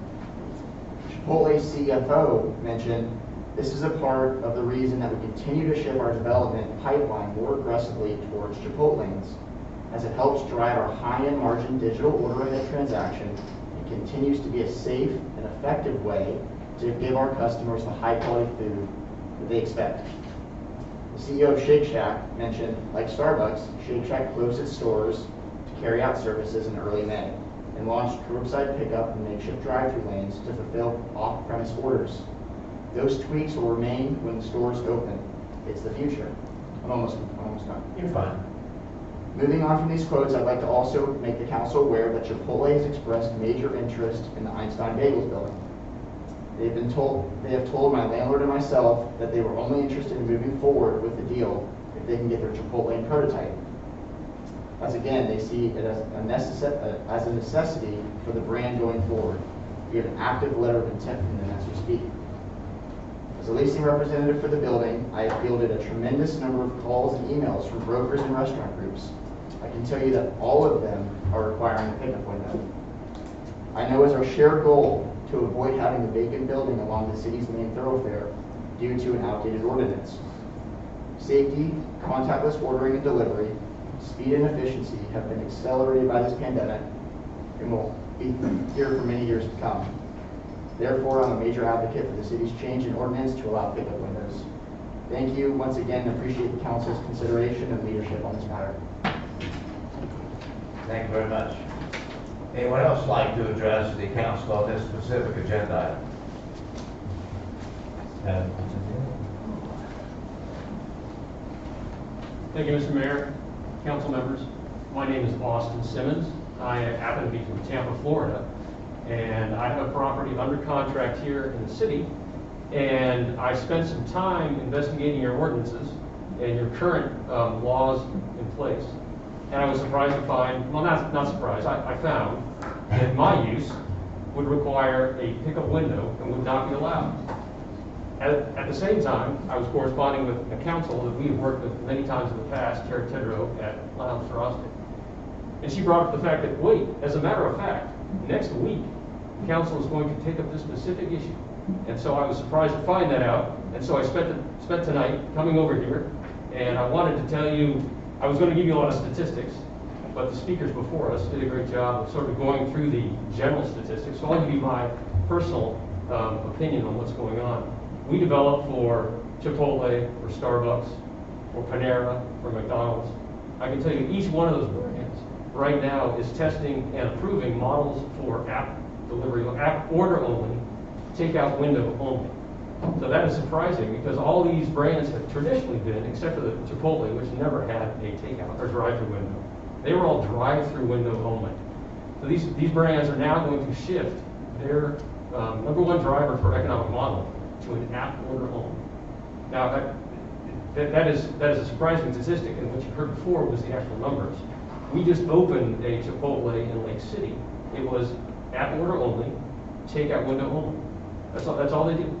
And that is their primary business mode. They have seats because that was already approved.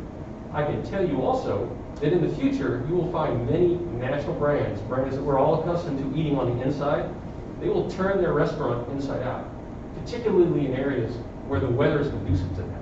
So all along the Sun Belt, Texas, California, Florida, Georgia, the Carolinas, they will actually take their restaurant and turn it inside out, where the only thing on the inside of the restaurant is the place where they cook the food.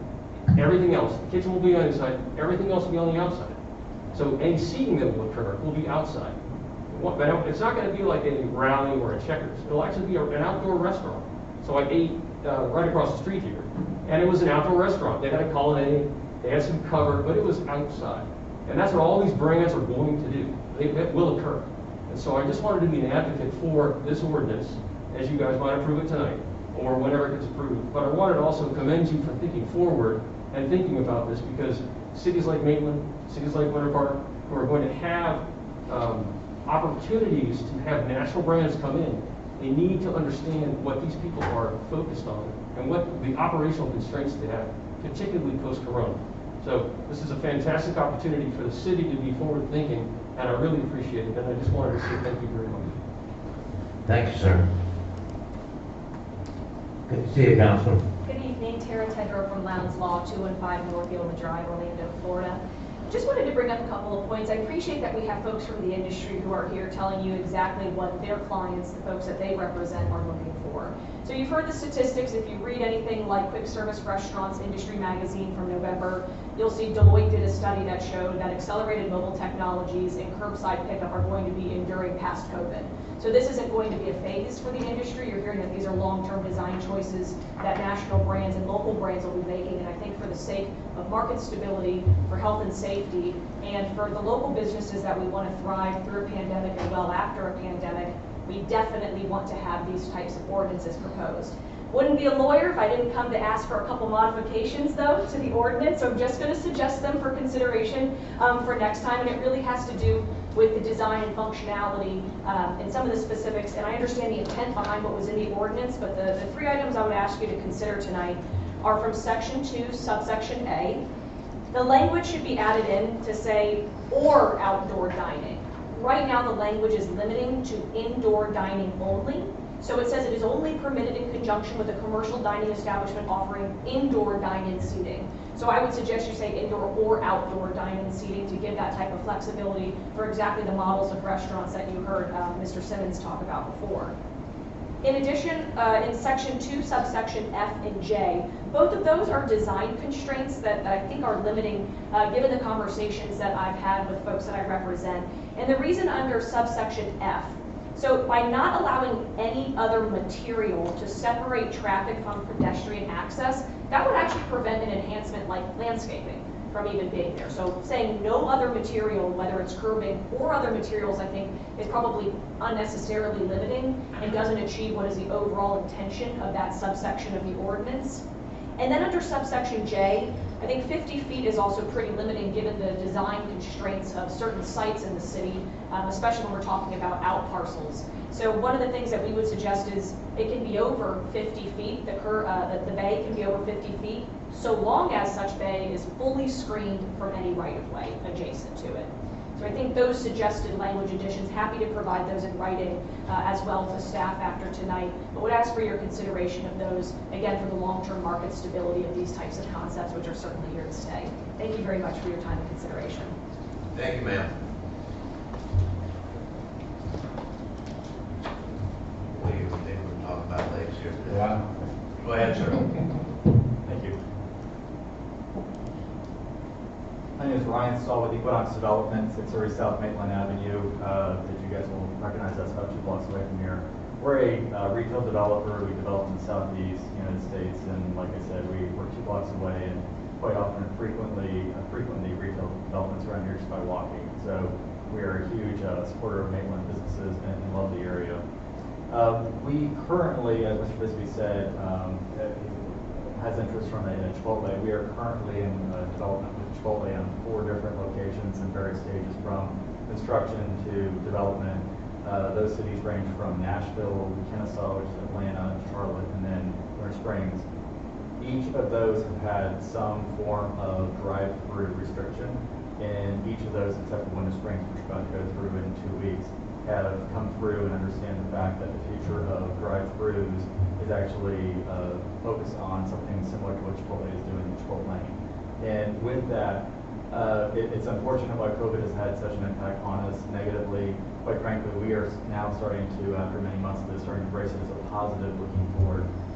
It is a way that people shop, is something that we're starting to embrace. We were in New York a couple weeks ago and walked into an Amazon store where you walk in, you scan your phone, you walk through, you pick up items, and then you walk out. That is literally where we are in the future, where it's going. You read about it and to experience it, we walked out of there and we weren't on. But so to go to that futuristic level, of which is actually there, to come back to a Chipotle lane, it is definitely the next step in the future where we're going. If you look at Einstein's, it is a very tired concept. Like I said, we work every day 2 blocks away from here, and I can't tell you the last time I went to Einstein's. There were a couple things that were actually taken into account for the Starbucks drive-through. I think you all can learn off of that. You guys have done a phenomenal job off of the redevelopment of this core of the city. And I will tell you, just from an outside perspective of all the other areas that we develop in, you guys have created your own identity. And what is coming together is really high quality. And to go through and continue that down and to look at the Einsteins and to overlook the opportunity to draw a quality national retailer such as a Chipotle would be a missed opportunity. If it were to be backed with mom and pop, and I will tell you, in our business, mom and pops, especially right now with COVID, over the next year or two, they're gonna turn over. To be able to draw a Chipotle into a concept such as that is a benefit to the city, as well as a benefit to that shopping center, as well as a benefit to that block. So I encourage you guys to kind of be on the forefront as far as continuing the quality that you guys have done, embracing attendance such as Chipotle that has been brought through. And quite frankly, I think Chipotle wants a city, so to be able to go forward and not necessarily establish a new drive-through and sit there and say, hey, the past is in the past, let's move forward. But this is the next step for the city to move forward, and the Chipotle lane is a great opportunity to take that next step and to embrace quality. Thank you for your time. Thank you, sir. Anyone else here from Park Lake that would like to address council? Hearing none, we'll close the public period and bring it back to council. Thank you, guys. All right. Okay. Questions of Dan? I think that what we just heard, I mean, this is, we said this last time, this is a drive-through. I mean, I know we want to call it something else, but it's a drive-through, I mean, in my opinion. And I'm not adverse, I'm not probably as against drive-throughs, I think some others maybe, but this is a drive-through for all purposes. And we just have to understand that. And I also think that, again, having to draft this in such a way as what it was done, I don't think it serves us in the best interest. I think that the way that the rules have been targeted and the way the site has to be designed, I'm not a fan of that. Either you're okay with the drive-through and you make it subject to review on the site plan, or you're not. And every site's going to be different, and the way that the thing's going to have to be designed is going to be different, and where you might want to see orientation is going to be different, and how you're going to want to stack vehicles might be different on each site. I think if we had a do-over on some things we've learned, we would maybe still allow the drive-through, but potentially potentially do it differently. So I don't think personally I'm not in favor of drawing it up this way. If we were ever going to be revisiting this, to me it would be saying we're okay with drive-throughs in certain situations, and it would be subject to approval on a site plan level process, keeping in mind all the pedestrian and walkability, because we are going through great lengths to have a walkable area, and there's a fear that drive-throughs hurt that walkable area. So how can you marry the two? How can you keep walkability, but then still allow for some sort of a drive-through use? And I think prescriptive rules like this, to me, it doesn't set that up, in my opinion. That's just my Mike, you listening? Anything you want to add? Thanks, Mike. Yeah, I'm good. I'm just listening. Thanks, man. All right. Vance, thoughts? Well, first I want to say, Dan, thank you for bringing this out and, you know, your ideas, and please always bring this stuff to us, even if it doesn't get approved tonight. I really like that energy that you have and that thought, and, you know, trying something new. You know, kind of like Thomas Edison, how many times it takes to get the light bulb right? But I agree. It's kind of, it's, you know, to what you said, if it walks like a duck, quacks like a duck, it's a duck. So I think this is just a drive-through, and to think for something in our downtown area, you know, I already see the Starbucks backing up onto Horatio, and it just, you know, every day. And I just couldn't see that with anything else coming in. You know, I think about, in my mind, I think about Chick-fil-A and how that wraps around, and then it comes in from all different areas, and drive-throughs. I mean, we're 1792, so busy right now. I mean, what is it, a D-grade road? When we get backed up at certain times. We would break the deep level of service. Yeah. So I just don't know if that concept is, for this size of a city, I mean, we're so small and so compact. How many miles are we there? Square miles do we have? Well, I'm sorry. How much? 6.49 square miles. Yeah. So we really have to look at the area we have and really use it to the best of, you know, our ability. And I think that this concept is for something that maybe has more area to use. I'd be okay, I mean, look, actually, I'd be okay with looking at drive-throughs subject to certain site conditions. My problem is just trying to do it in this way, I struggle with.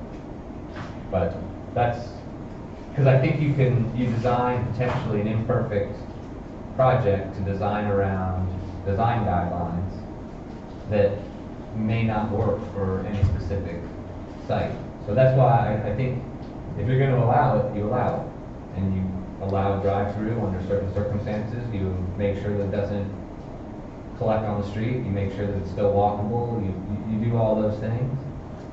But to me, if we're going to go down this road, if people are supportive of this idea, I would rather see it truly allow, I mean, just allow the drive, just call it what it is, allow the drive-through, and then try to make it a more palatable drive-through experience. And if we don't want drive-throughs, then you don't allow drive-throughs. Which is a different ordinance than what's being brought to us tonight. That's my opinion. So you agree with Dale's statement that it's a different ordinance than what's being brought to us tonight? Well, clearly, because tonight is really trying to do this, and again, we all appreciate the effort, we all recognize the change in the industry. And it may be something that we say, look, we really want this type of use downtown. That use doesn't come here without a drive-through, so are we willing to have those trade-offs? And to me, that's the discussion. It's, we really want to have, and forget the user, because the user can change and the use is always going to be there, but we really like the idea of this type of use. And in order to get that use, you're going to have to allow a drive-through. And are we okay with a drive-through in the downtown? Because if we don't allow it, we potentially lose that use. And so to me, that's the balance, that's the discussion we should be thinking about, is are we foregoing opportunities in the downtown because we don't have this potential, and the user and the use will say, I can't go there. Without that, I can't come to Maitland. And we just have to know that that's the choice we make if what we say is no drive-throughs. And I think when we talked about this 2 weeks ago, this was theoretical. We now have literal people in front of us who say they will bring their businesses to Maitland. We have one at least with a letter of intent. So what would be the alternative, for example, the Chipotle with a letter of intent, if we do not grant this particular ordinance with the language? What is their alternative if they want to proceed? Are we going to have, how does that work, Dan?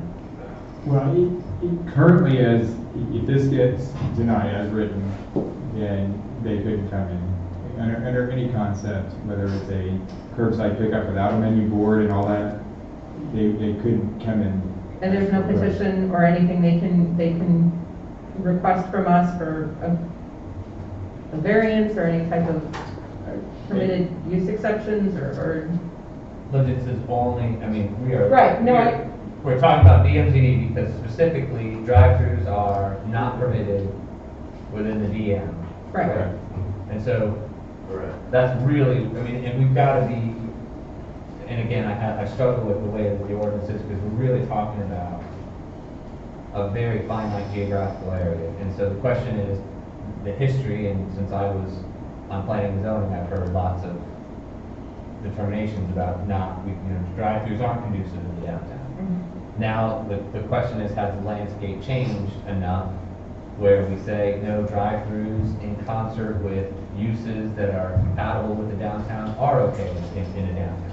And I think that's where we're at. And whether we're ready to make that decision now, or we want to make that decision 3 months from now, or 6 months from now, or a year, or 10 years, whatever that is, I think that's the question. Because for years that I've been up here, it's been no drive-throughs. Drive-throughs are not compatible with the downtown walkability, place, sense of place that we're trying to create. If we're going to deviate from that, in my opinion, let's just call it what it is and say we're okay with drive-throughs. I mean, I saw the site plan, and maybe I'm just biased, because I looked at the site plan that was in the packet, and I see the potential that these two cars are going to pull into what are two parallel spaces, and somehow we're expecting everybody to behave well, which I drove here on I-4 and 1792, and the behavior and driving is questionable at times. So I just don't trust that works in practice. And so what I would rather see is a better, well-designed site plan that's designed to accommodate actual behavior, which is if they're going to order, they're going to want to drive up to the drive-thru and they're going to sit and wait for their food, and it is what it is. So to me, it's, are we okay? Do we want to pivot and say we're okay with drive-thrus in the downtown? And if so, how do we want to deal with it? Do we want to deal with it only subject to a PD and only to a point where we want to approve the site plan at a city council level, or do we want to stick with the current plan which says no drive-thrus? And that's my opinion as to where we're at. And I'm just not for the let's go halfway there, or let's try to put a mask on it, which we all are. Nobody intended on it, but let's not try to hide what it really is. It's a drive-thru. And we can call it a different lane, or Chipotle lane. We can call it, but it's a drive-thru, and that's okay. Drive-thrus aren't a terrible thing. The question is, do they work in the downtown?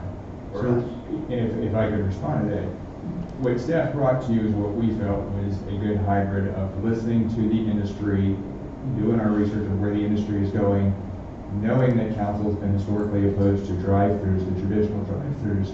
We felt we brought something that kept it all with pre-order, prepay, limited the service like that. Currently, under our DM, you can't even ask for a drive-thru with a PD. It's not even allowed to be asked for with a PD. So, if we don't go with this concept, then it can't come in at all.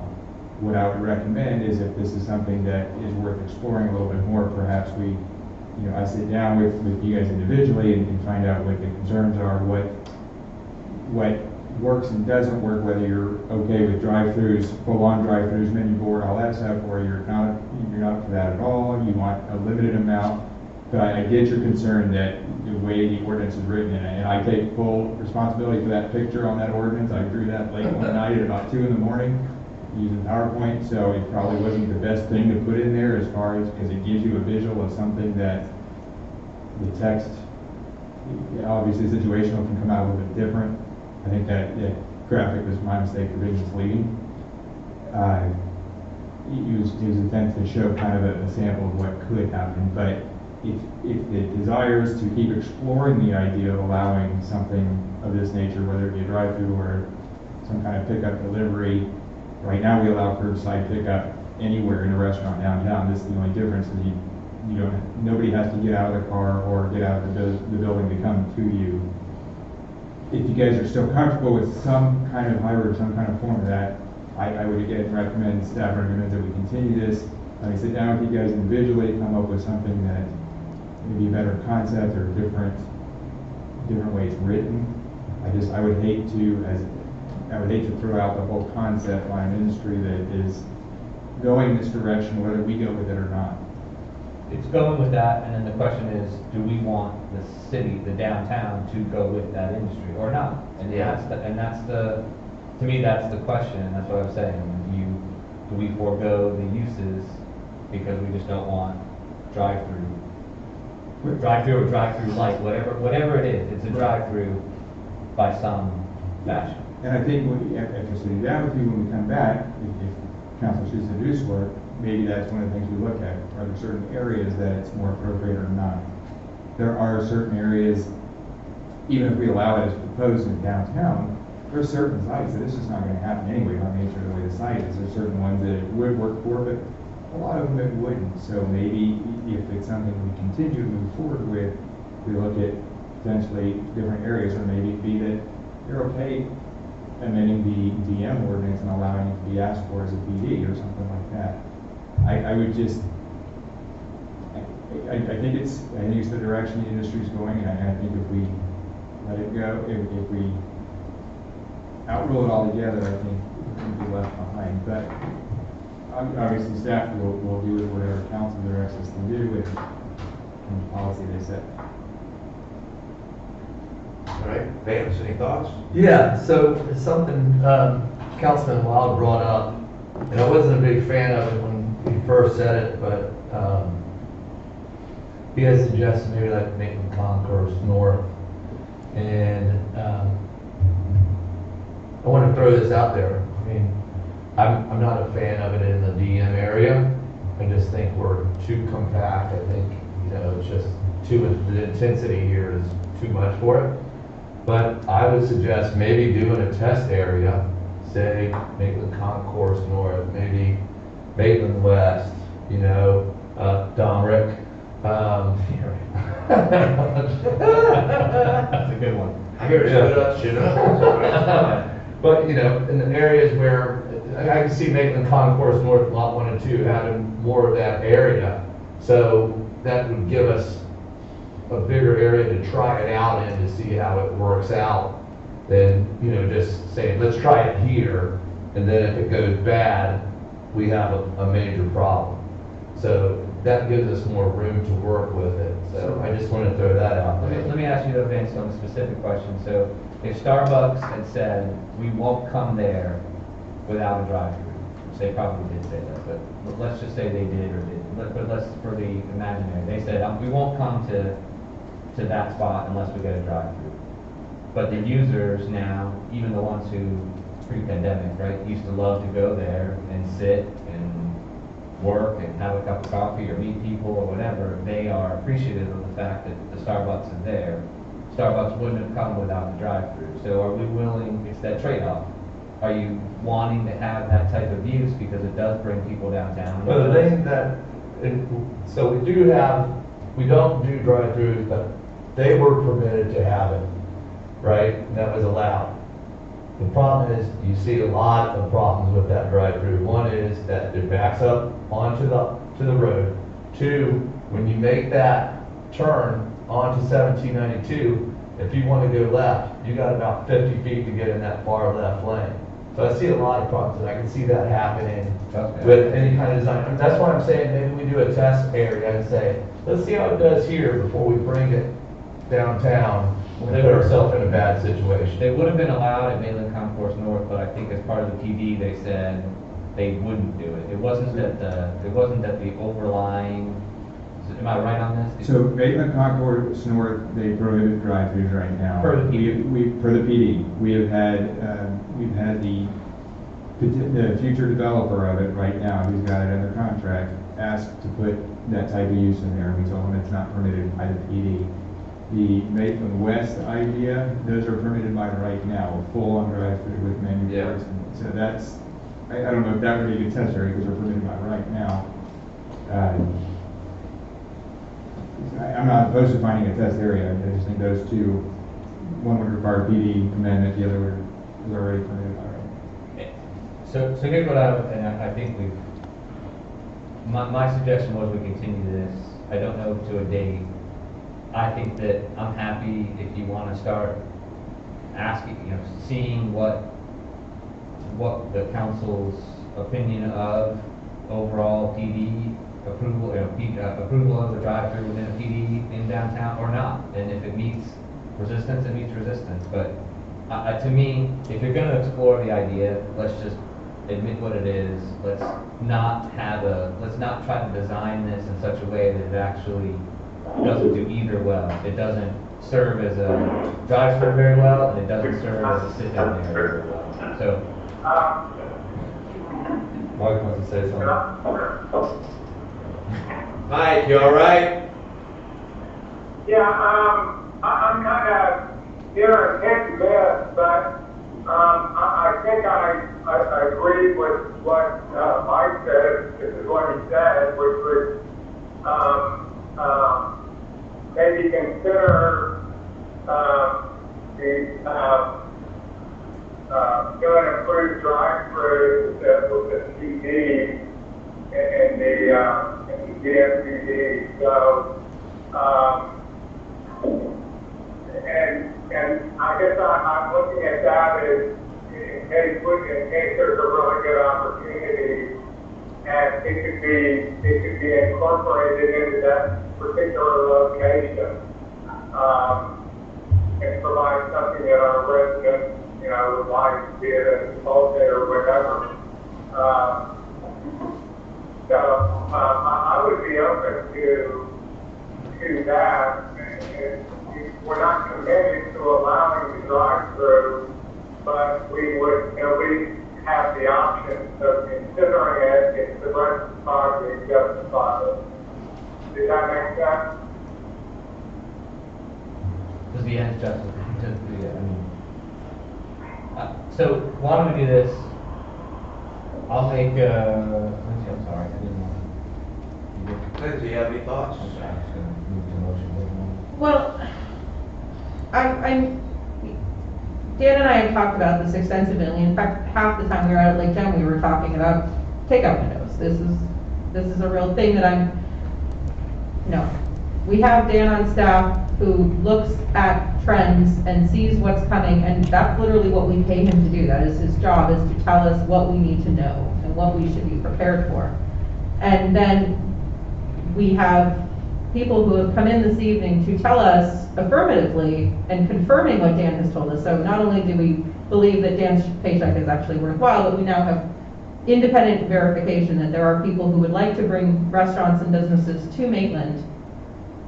But we have got something in the way that we are willing to perceive a takeout window versus a drive-through that is prohibitive to them bringing their businesses here.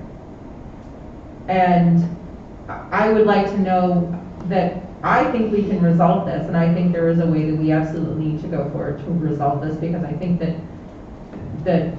what the Restaurant Association is saying and what Dan is saying and what I have independently read on my own, I nerd out and read planning and zoning magazines and stuff. So this is a thing that is going to be the future. And so if that's the future, I think that for those of us who are in council have said in the past that we want to look towards the future and what is important to our grandchildren and what is important to what we're going to do with the future of the city is we need to think about who are going to be the businesses that are going to come in here and how they are going to provide for our residents. Gosh, wouldn't it be nice if there was a Chipotle in my neighborhood and I didn't have to go to Altamont to get my taco fix.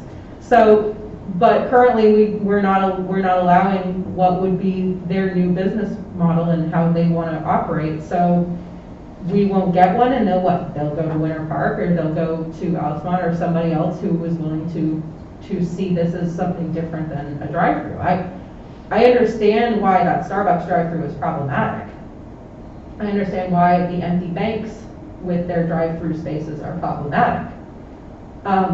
But if we're genuinely creating a hybrid which is not a drive-through, then I really would like to dial down to the actual granular of where our problem is with this and why we don't like it, because I'm not exactly sure I understand it. My concern is the walkability. But if we're creating a plan for the buildings that are going to go along the main walkable portions, that the model of having a drive-through really, or a drive-up, is not going to be really conducive anyways, because it's just not going to be built that way.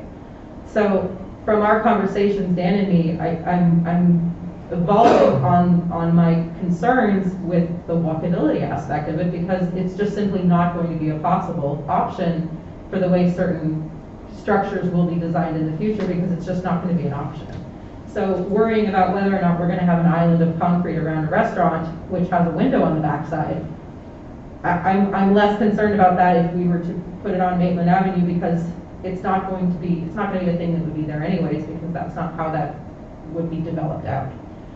I'm thinking more about, what is going to happen to that Einstein's when they move out of there and Chipotle can't move in, and now we are sitting with an empty several thousand square foot building that is sitting there. What is that going to become? And so, I am thinking about what we currently have available in our city and what we want to attract in the future, and I would like us to put our heads together and come up with a diligent determination of why we hate drive-throughs, what we're willing to accept, and where we can come to on some middle ground, because I really think that we clearly have businesses saying, we want this and it's important to us, and this isn't just theoretical anymore. So I'm strongly in favor of us coming back with a short period of time sometime after the new year. But in the meantime, Dan can help us to drill down to our concerns and issues. But I would like to see this come back, and I would like to see us approve this in some form in the future. All right, everybody's covered. Real quick, I agree with Mr. Weil that this isn't the right ordinance as it's drawn today. Now, given that, there is no need to continue it. There will need to be a new ordinance written. Now, we don't know when and if that needs to be. The attraction of Maitland will continue. It won't be going away after Thanksgiving, or going away after Christmas. People are still going to want to be here, even if it's Lindsay's Taco Palace at Einstein's, whatever it may be. Now, we have been basing our redevelopment of our downtown, and I appreciate the compliments in that regard, on a pedestrian-friendly downtown. Now, because I think we can all agree, at some point, there is potentially pedestrian vehicle conflicts here, okay? That is self-limiting.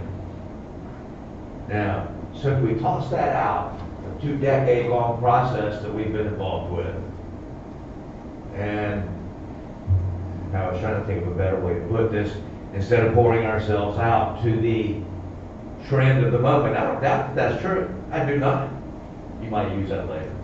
Now, the point is that I'm not really ready to give up on that yet. The fact that drive-throughs are prohibited, for example, the Maitland Concourse North, on lots 1 and 2. That was not something that was easily entered into. It was very much won by that development applicant. Okay? That was determined at the time that it wasn't advisable because there was a citywide, prohibition on drive-throughs. It wasn't just the fact that council completely ignored the prohibition on that block. Completely ignored it, right, Cliff? and decided that they wanted a Starbucks so bad. We already had a Starbucks. We already have. You know, so, again, those are different times. I didn't have a voice or a vote then. Now, although that did drive me to decide to run for mayor, specifically. So do we give up on that which we've been trying to formulate? And I think this is, in regards to Dan's initiative, I have no doubt that this might be a long-term trend. If it's long-term, it ain't a trend, it's long-term. I get it. And there's somebody still going to want to be here, whether it's a drive-through, as this lady, continually referred to, or whether it's a curbside pickup window. I understand. We all want whatever businesses, we want it easier for us to be able to work and live and enjoy. Whether that's someone in one of the apartments, or whether it's one of the gajillion cars coming up and down 1792. Do we continue to be the drive-through Maitland that we in Winter Park have become? Because it's too easy. It's not easy, of course. But there are so many limited ways to get from east to west. It's either Horatio and Howell Branch or it's Loma and Fairbanks. So, I'm not really interested in continuing this because what we're continuing is going to end up being something different. So when we decide, or even another applicant, I'm not a big fan of the city being the applicant. Those of you that were around, that screams billboards to me. Okay? If one of these fellows wants it bad enough, they're willing to be the applicant. And I get that. That's okay. And I don't think we've said anything that would lead them to believe that there's not a realistic possibility of trying to find some way to do this. But as we have it today, I don't think it deserves to breathe for another 6 months, or whenever that is we decide, or they decide. Then the council would love for them to bring back an application, right? So, Dan, you have an issue with that, or? Well, as it stands right now, in the DM, you can't even ask for one with a BD. So the way the DM was written is they're prohibited by right, and they're prohibited from even coming in as a BD. They'd have to do a code change. They would have to do a code change, in which case they would come to you and ask you to do a code change, and then you would direct staff to write the code. well, I guess from that standpoint, that would be true. So it would be difficult for an applicant then to be someone other than the city, because it would be expensive and time consuming. I think we're worth it, frankly, if you want the truth. There's only one Maitland in this metro area with the locations that we have. The market will continue to want to find us. I love you guys. Okay? So I'm not actually even interested in supporting a continuance. Not that it's not a bad idea. It changes our culture that we've worked at for a couple of decades. So it does. So, any other thoughts? Otherwise, motion to be in order. Mike, we love you, but you can't vote.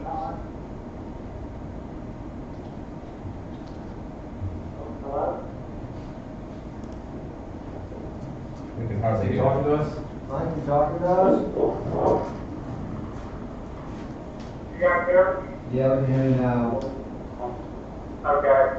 I kind of want to continue it until after the end of the year. And I don't know, where I would end up on this. Dale, I'm a little suspicious that the people our age trying to determine long-term trends. Because I think we spent too much time in our trend and maybe the way the world's headed. So I'm not willing to quite shut the door on this. I'll remain a little skeptical. I like the idea of if a PD gets this option, that, in the right circumstances, in the right location, for the right, applicant, that we can have some flexibility. I kind of like that, as long as it allows us to keep the door shut everywhere else. So those are sort of things I would like to look at, and look at the Caglia project as well, and determine, you know, if we make the best decision there. So I'm not ready to shut the door on it yet, because I know how quickly things change, how quickly the market changes. And I mean, who would have thought 2 years ago that a lot of people are just getting their food by an Uber driver dropping it off. I talked to the guy who owns Bagel King, and they basically said, boy, if you're not on Uber Eats and those services, you're finished. And I never would have thought that. So I'm not sure where the market's heading. I would like to be open to changes, a limited way it doesn't change the character of that town. So, other than that. If I think we should, I hear Dale's point though, whatever comes back is gonna be different. Dan, from a process standpoint, if this gets denied, there's nothing that prevents, this is not like an applicant where this thing can't come back again. I mean, it could come back right away under a different. Yeah, we could come back. The difference is that we'd have to re-advertise and do all that stuff, where the ad's already been done, it's already been, not to say we couldn't do that, we run it back through all the P&Z and everything again and re-advertise it, but we could come back if this one specifically is dead. Alternatively, we could continue this and modify this one as long as the title doesn't change drastically. We can keep it going and just change the conditions or the use-specific standards or whatever it may be that is concerned to council. Yeah, I don't know what the advertising costs are, the process. I think if we're gonna do this, I probably would wanna see it go through P&Z and probably even, I know, Dale, I don't know if you'd be up for this, but some sort of workshop to talk about.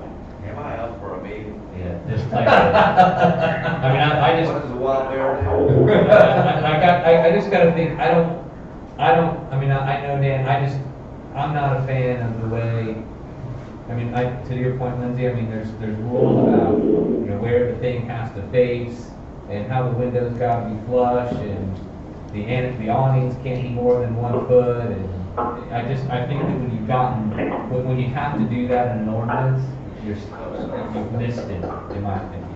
You've missed the fact that what it is a drive-through, and we're so worried about calling it a drive-through that we're gonna do a lot of things to make it not look like a drive-through, but in practice, it's a drive-through. And I think we would be doing ourselves a disservice because we'd be setting up all these rules that maybe just don't work that well, given the function of what it really is trying to do. So in my opinion, it's a bigger discussion, which is to Dale's point about, does this disrupt the walkability or not? And if it doesn't, well then you allow it, subject to PDE, subject to site plan review. If we say no, as Dale had said, we gotta stay consistent, we've done this for so many years, we don't want drive-throughs, then it is what it is. So I don't, however we wanna do it, I think when it comes back, and I'm good in coming back sooner than later, I think it has to come back, not. Through the process. Yeah, I think it has to go through the process, and me personally, and again, I'm just, I don't wanna see it looking like this, personally. That's just my view. So if continuing it helps the efficiency of the process and we can keep the flow going, I'm fine with that. I think if it's anything other than what it is, the title's gonna change. Then That's what I was thinking. I just think there's no way around that. Because it may be broader. So, I think this warrants a lot more discussion. I think this warrants a review. I think we've heard a lot of good things tonight. But at 9:30, I think what I'm hearing is I would make a motion to, deny the ordinance at this point? Is that the motion? Yes. All right, so that's my motion. I'll give it a second. We have a motion and a second. Any further questions, comments? My discussion would be on my own ordinances or my own motions, that I do think this is worthy of discussion, and whether that's independent, whether that's a workshop, whatever it is, I think this is worthy of discussion. And I think we should get industry feedback on this. I think we should get stakeholder feedback on it, and see where this goes.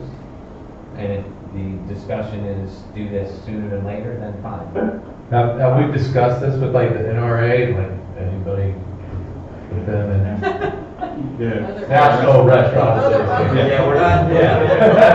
Not the gun lobby, all of NRA. That's just different. That's a different NRA.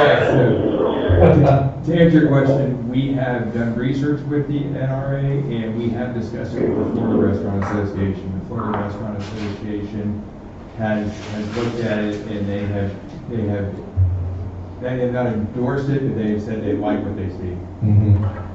I'm with Mike. I think it has potential. I think we should spend it a little more. Do a workshop. I think that's a great idea. And Well, you know me, Maria and Kathy and Sharon feed me, I'm showing up anywhere. So, I'm fine with that. So.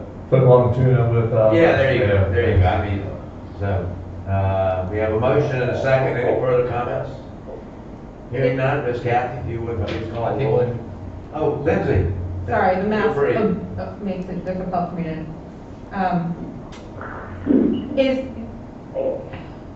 is there no way that we can examine this and fix it? And, I mean, I'm not sure so much about the title, what's going to really change without, why we can't go back and make the modifications under what we currently have without having to start all over again. I mean, this has already been through P&Z, right? So and they liked what they saw, and so we would be starting all over again. We could make modifications with the existing title and still be able to get where we want to go, right? I think that the title is generic enough that depending on what modifications come out of the workshop, I think the title could still work with it. Now, maybe that's what we do, is continue this, do a workshop, and if what comes out of it is drastically different and it doesn't meet the title anymore, then we start over and scratch it with a new title. But I agree. I think it's something that if we go that route, you can do a workshop sooner than later. I think we've heard from two different restaurants that have contracts or LOIs currently right now. They're not. I can say you're honest about that.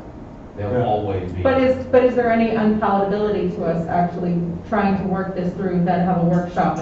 Cliff, do you have any concerns about that? Well, it depends, because I was trying to figure out if there was any coalescing around a consensus. And the only thing that I heard, and it wasn't a consensus, it was Councilman Watt. And he was saying, hey, if we're going to allow drive-throughs, let's not disguise it. Well, that raises the point that if the title, in your opinion, disguises what you're doing, then it needs to be changed, because the whole purpose of the title is to give people reasonable notice so they can show up and voice their concerns. And I suspect, but don't know, that if this title had been advertised as an ordinance permitting drive-throughs in the downtown district, we might have a much larger crowd, and it also might include people who were actually against it, because drive-throughs have been a contentious issue here historically. But this is different times also. And so I won't be able to tell you unless I see what you actually, if I knew that there were 4 or 5 people up here, or even 3, that said, yeah, let's just go ahead and okay drive-throughs and bring that back is what we're going to be looking at, you're going to have to change the title. Yeah. But if it is, we're gonna take what we have and tweak it, take out some of the restrictions that cause my concern because it was like over-regulation or whatever, then maybe not. I don't know. But that's a broader discussion. I think, Lindsay, I hear you. I think though that reality is we want to start over. And whether or not we want to start over with haste or start over and take our time, whatever I think this really is saying, no, we're really looking at not morphing this into curbside, takeout, whatever. This is really, how do we look at this type of use in the downtown? Because that's really, in my opinion, that's what we're talking about. The reason why Maitland Concourse North is what it is because they agreed to it part of their PD. Under the DM zoning, you just can't get it. So we'd be pivoting and changing course on saying, hey, we set as a policy in this district, no drive-throughs. We'd be changing that to say, well, we'd be open to it, subject to whatever. And I agree with Cliff. I think once you do that, you're changing the course of the discussion. You're changing what the community may want to come out and apply to. So to me, this is a. But that's if we're conflating drive-throughs with drive takeout windows. And these are actually distinguishable. I think that's the whole point Dan's making is they're distinguishable from each other. When we This say isn't a takeout drive- window, I'm thinking of sub shop over here, and you walk up and grab a sandwich, that's the takeout window to me. And through a door, window, or identified parking space. So that would be possible under this. I think we're a drive-through in my mind is exactly what it says is, there's a box and you talk into the clown's mouth and you line up and you're all, cars line up and then you pay and the wait is because the person in front of you is getting their food. I take it from Dan's understanding that these are completely distinguishable from that you were there based on either a time that you arrive or the app tells you that your food's ready. So it's not, you're not gonna have a queue of cars. So if the concern is the queue of cars, this is not the same thing. So I really would like to get to the bottom of where the issue is because I think it does change the meaning of what we're talking about because these are supposed to be distinguishable concepts. So if we need a workshop to get there, okay, but I don't want to throw the baby out with the bathwater before we figured out if these are or are not the same thing. And if they're not the same thing, well then the title stands.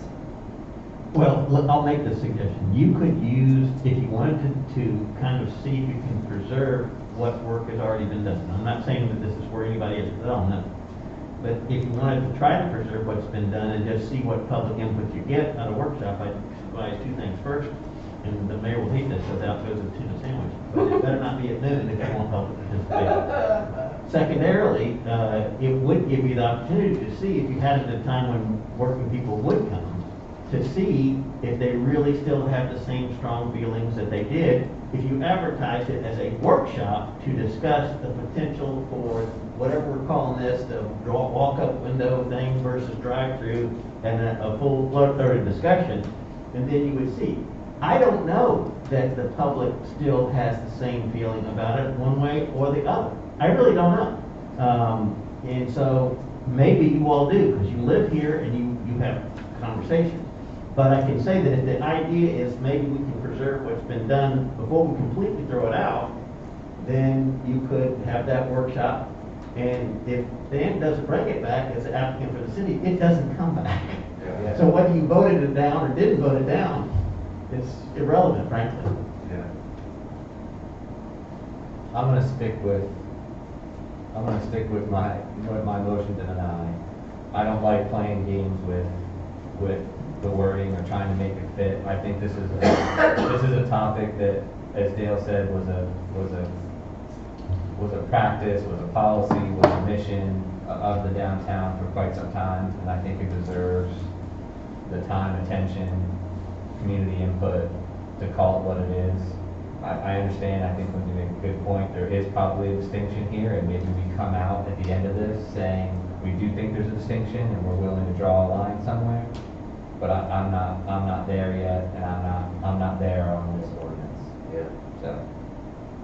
You good with everything, good with that, Nancy? Yeah, Second? I'm with that. Okay, now I'll just comment on very briefly that I appreciate these folks showing up and their interest.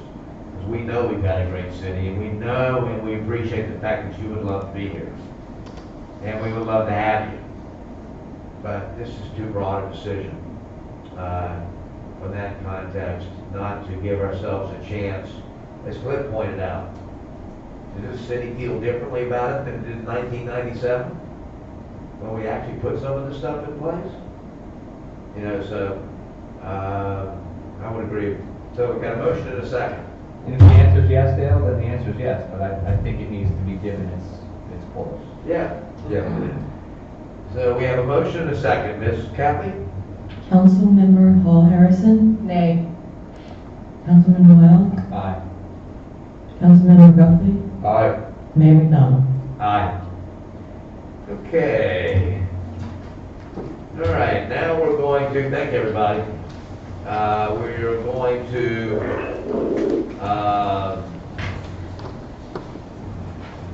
let's see, to convene a CRA, or adjourn the council meeting and convene a CRA meeting.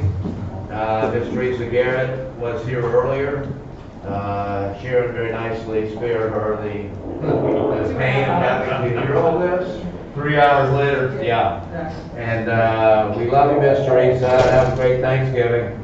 Now, in regards to the CRA meeting, which we are just now convening, I'm looking for a motion to approve the minutes from September 28th. I'll make a motion. Second.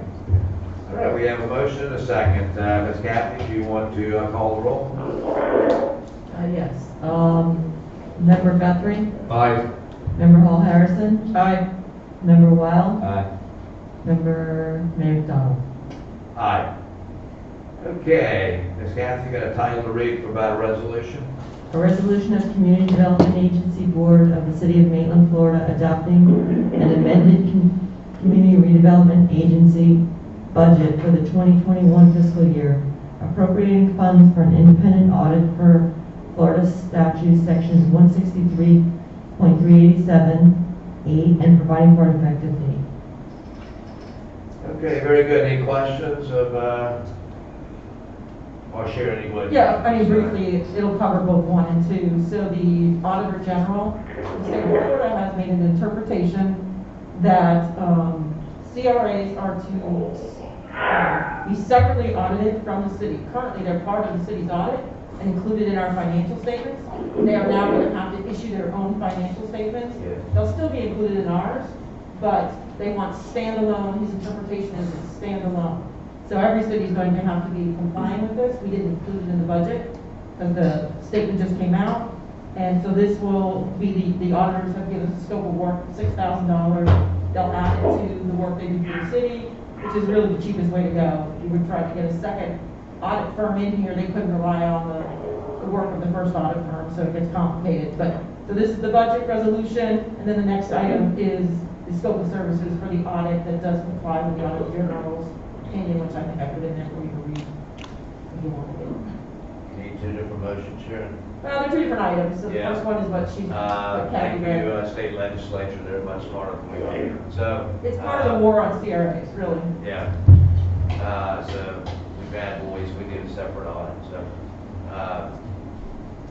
anybody from the public like to address this specific agenda item? I was just kidding, Stacy, not now. All right. Okay, any further discussion? If not, a motion to be in order. Got some verbiage for it, I'll make the motion. Let's see. I think you just passed a resolution amending the fiscal 2021 budget. Okay, I'll make that motion. Yeah, that's what I heard Van say. Very well said. Thank you. Thank you very much. I'll second that. Yeah, we got a motion and a second. Any further discussion? I did not think so. Ms. Kathy, if you would. Member Hall Harrison. Aye. Member Weil. Aye. Member Guthrie. Aye. Mayor McDonald. Aye. Okay, Ms. Sharon? And this is the scope of services, so you would be authorizing the city manager to execute the scope of services or the audit engagement letter. I'll make the motion to authorize city manager to execute engagement letter with the city. I'm gonna ask the public for their input first. Oh. You hold that thought, Lindsay. You hold that thought, you were going well. Anybody from the public I want to address this particular agenda item? Hearing none, we'll close public hearing. I'll second her very well. Yes, I thought that was gonna be a friendly second. So Great. we have a motion and a second, and I see the public is not beating our doors down. Ms. Kathy, if you would like to. Member Weil? Aye. Member Guthrie?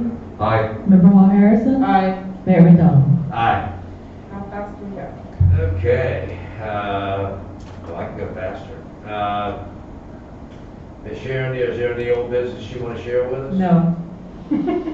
Okay, wait a minute, we're closing the, We adjourn the CRA. we adjourned the CRA meeting, y'all dismissed it because you weren't paying attention. We reconvene the council meeting. Anybody wish to review any items from the consent agenda? Oh, there's a prayer answer. If that's the case, anybody from the public would like to address any of the consent agenda items? I'll make a motion to approve the consent agenda. What's that? I'll make a motion to approve the consent agenda. I'll double it up. I love you guys. Aye. All right. Miss Kathy, if you would please finish calling the roll. Yes, sir. Councilmember Weil? Aye. Councilmember Guthrie? Is every good Scotsman? Hall Harrison? Aye. Mayor McDonald? Aye.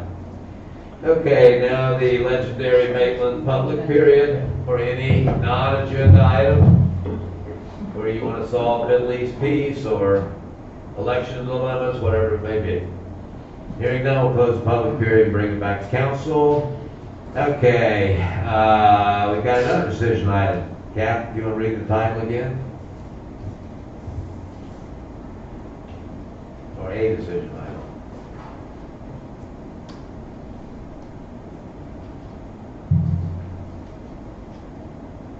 I got logged out of this. An ordinance of the city of Maitland, Florida, amending the sunset provision of the Charter Review Commission, providing for severability, providing an effective date.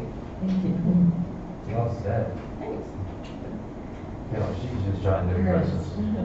All right, anybody have, or Sharon, you want to introduce the item? Just briefly, so because of COVID, we canceled all non-essential board and committee meetings. So the first meeting of charter review wasn't until September, and that just doesn't leave us enough time to get it on a March ballot or time for you guys to review it. So we thought we just extended a year. They're gonna take their time, they're meeting once a month, going through each section. And so this takes the rush out of getting this done. All right, anybody from the public like to address this specific agenda item? No, ma'am, not yet, Stacy. Hearing none, we'll bring the discussion back to council. This is pretty straightforward. Sharon's already fallen on her sword about this, so it appears as though this process will take longer than what we had initially hoped. And I don't know that I'll still be mayor when this comes to y'all. So that the I have a feeling it will still be here though. oh yeah, 108 Tangelo's Yeah. here. It's not motion to be in order.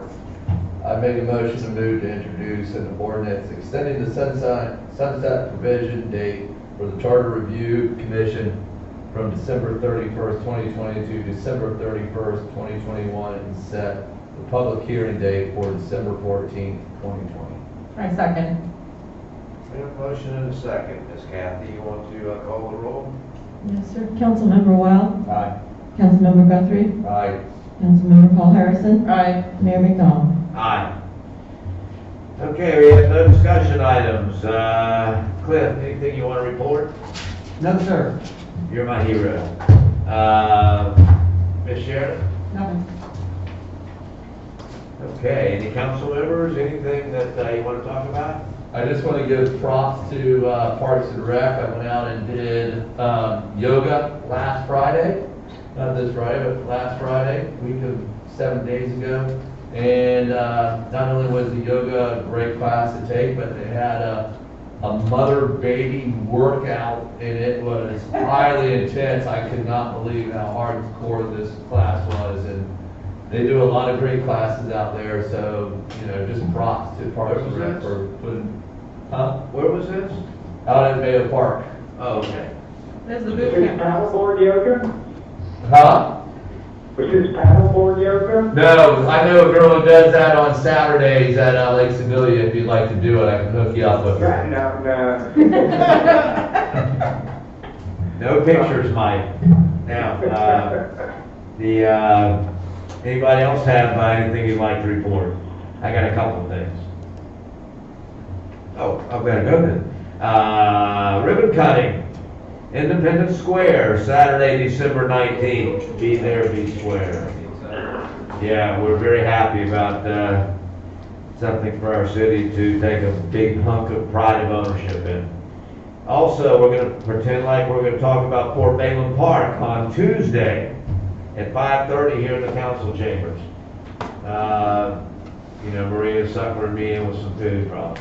So, anything else? We good with that? Sharon, am I missing anything? You got it. I do want to, again, thank Teresa for showing up tonight, Teresa Garrett, and wish all of you a very happy, safe, enjoyable family holiday of Thanksgiving. So, we're done. Thanks, Sandy.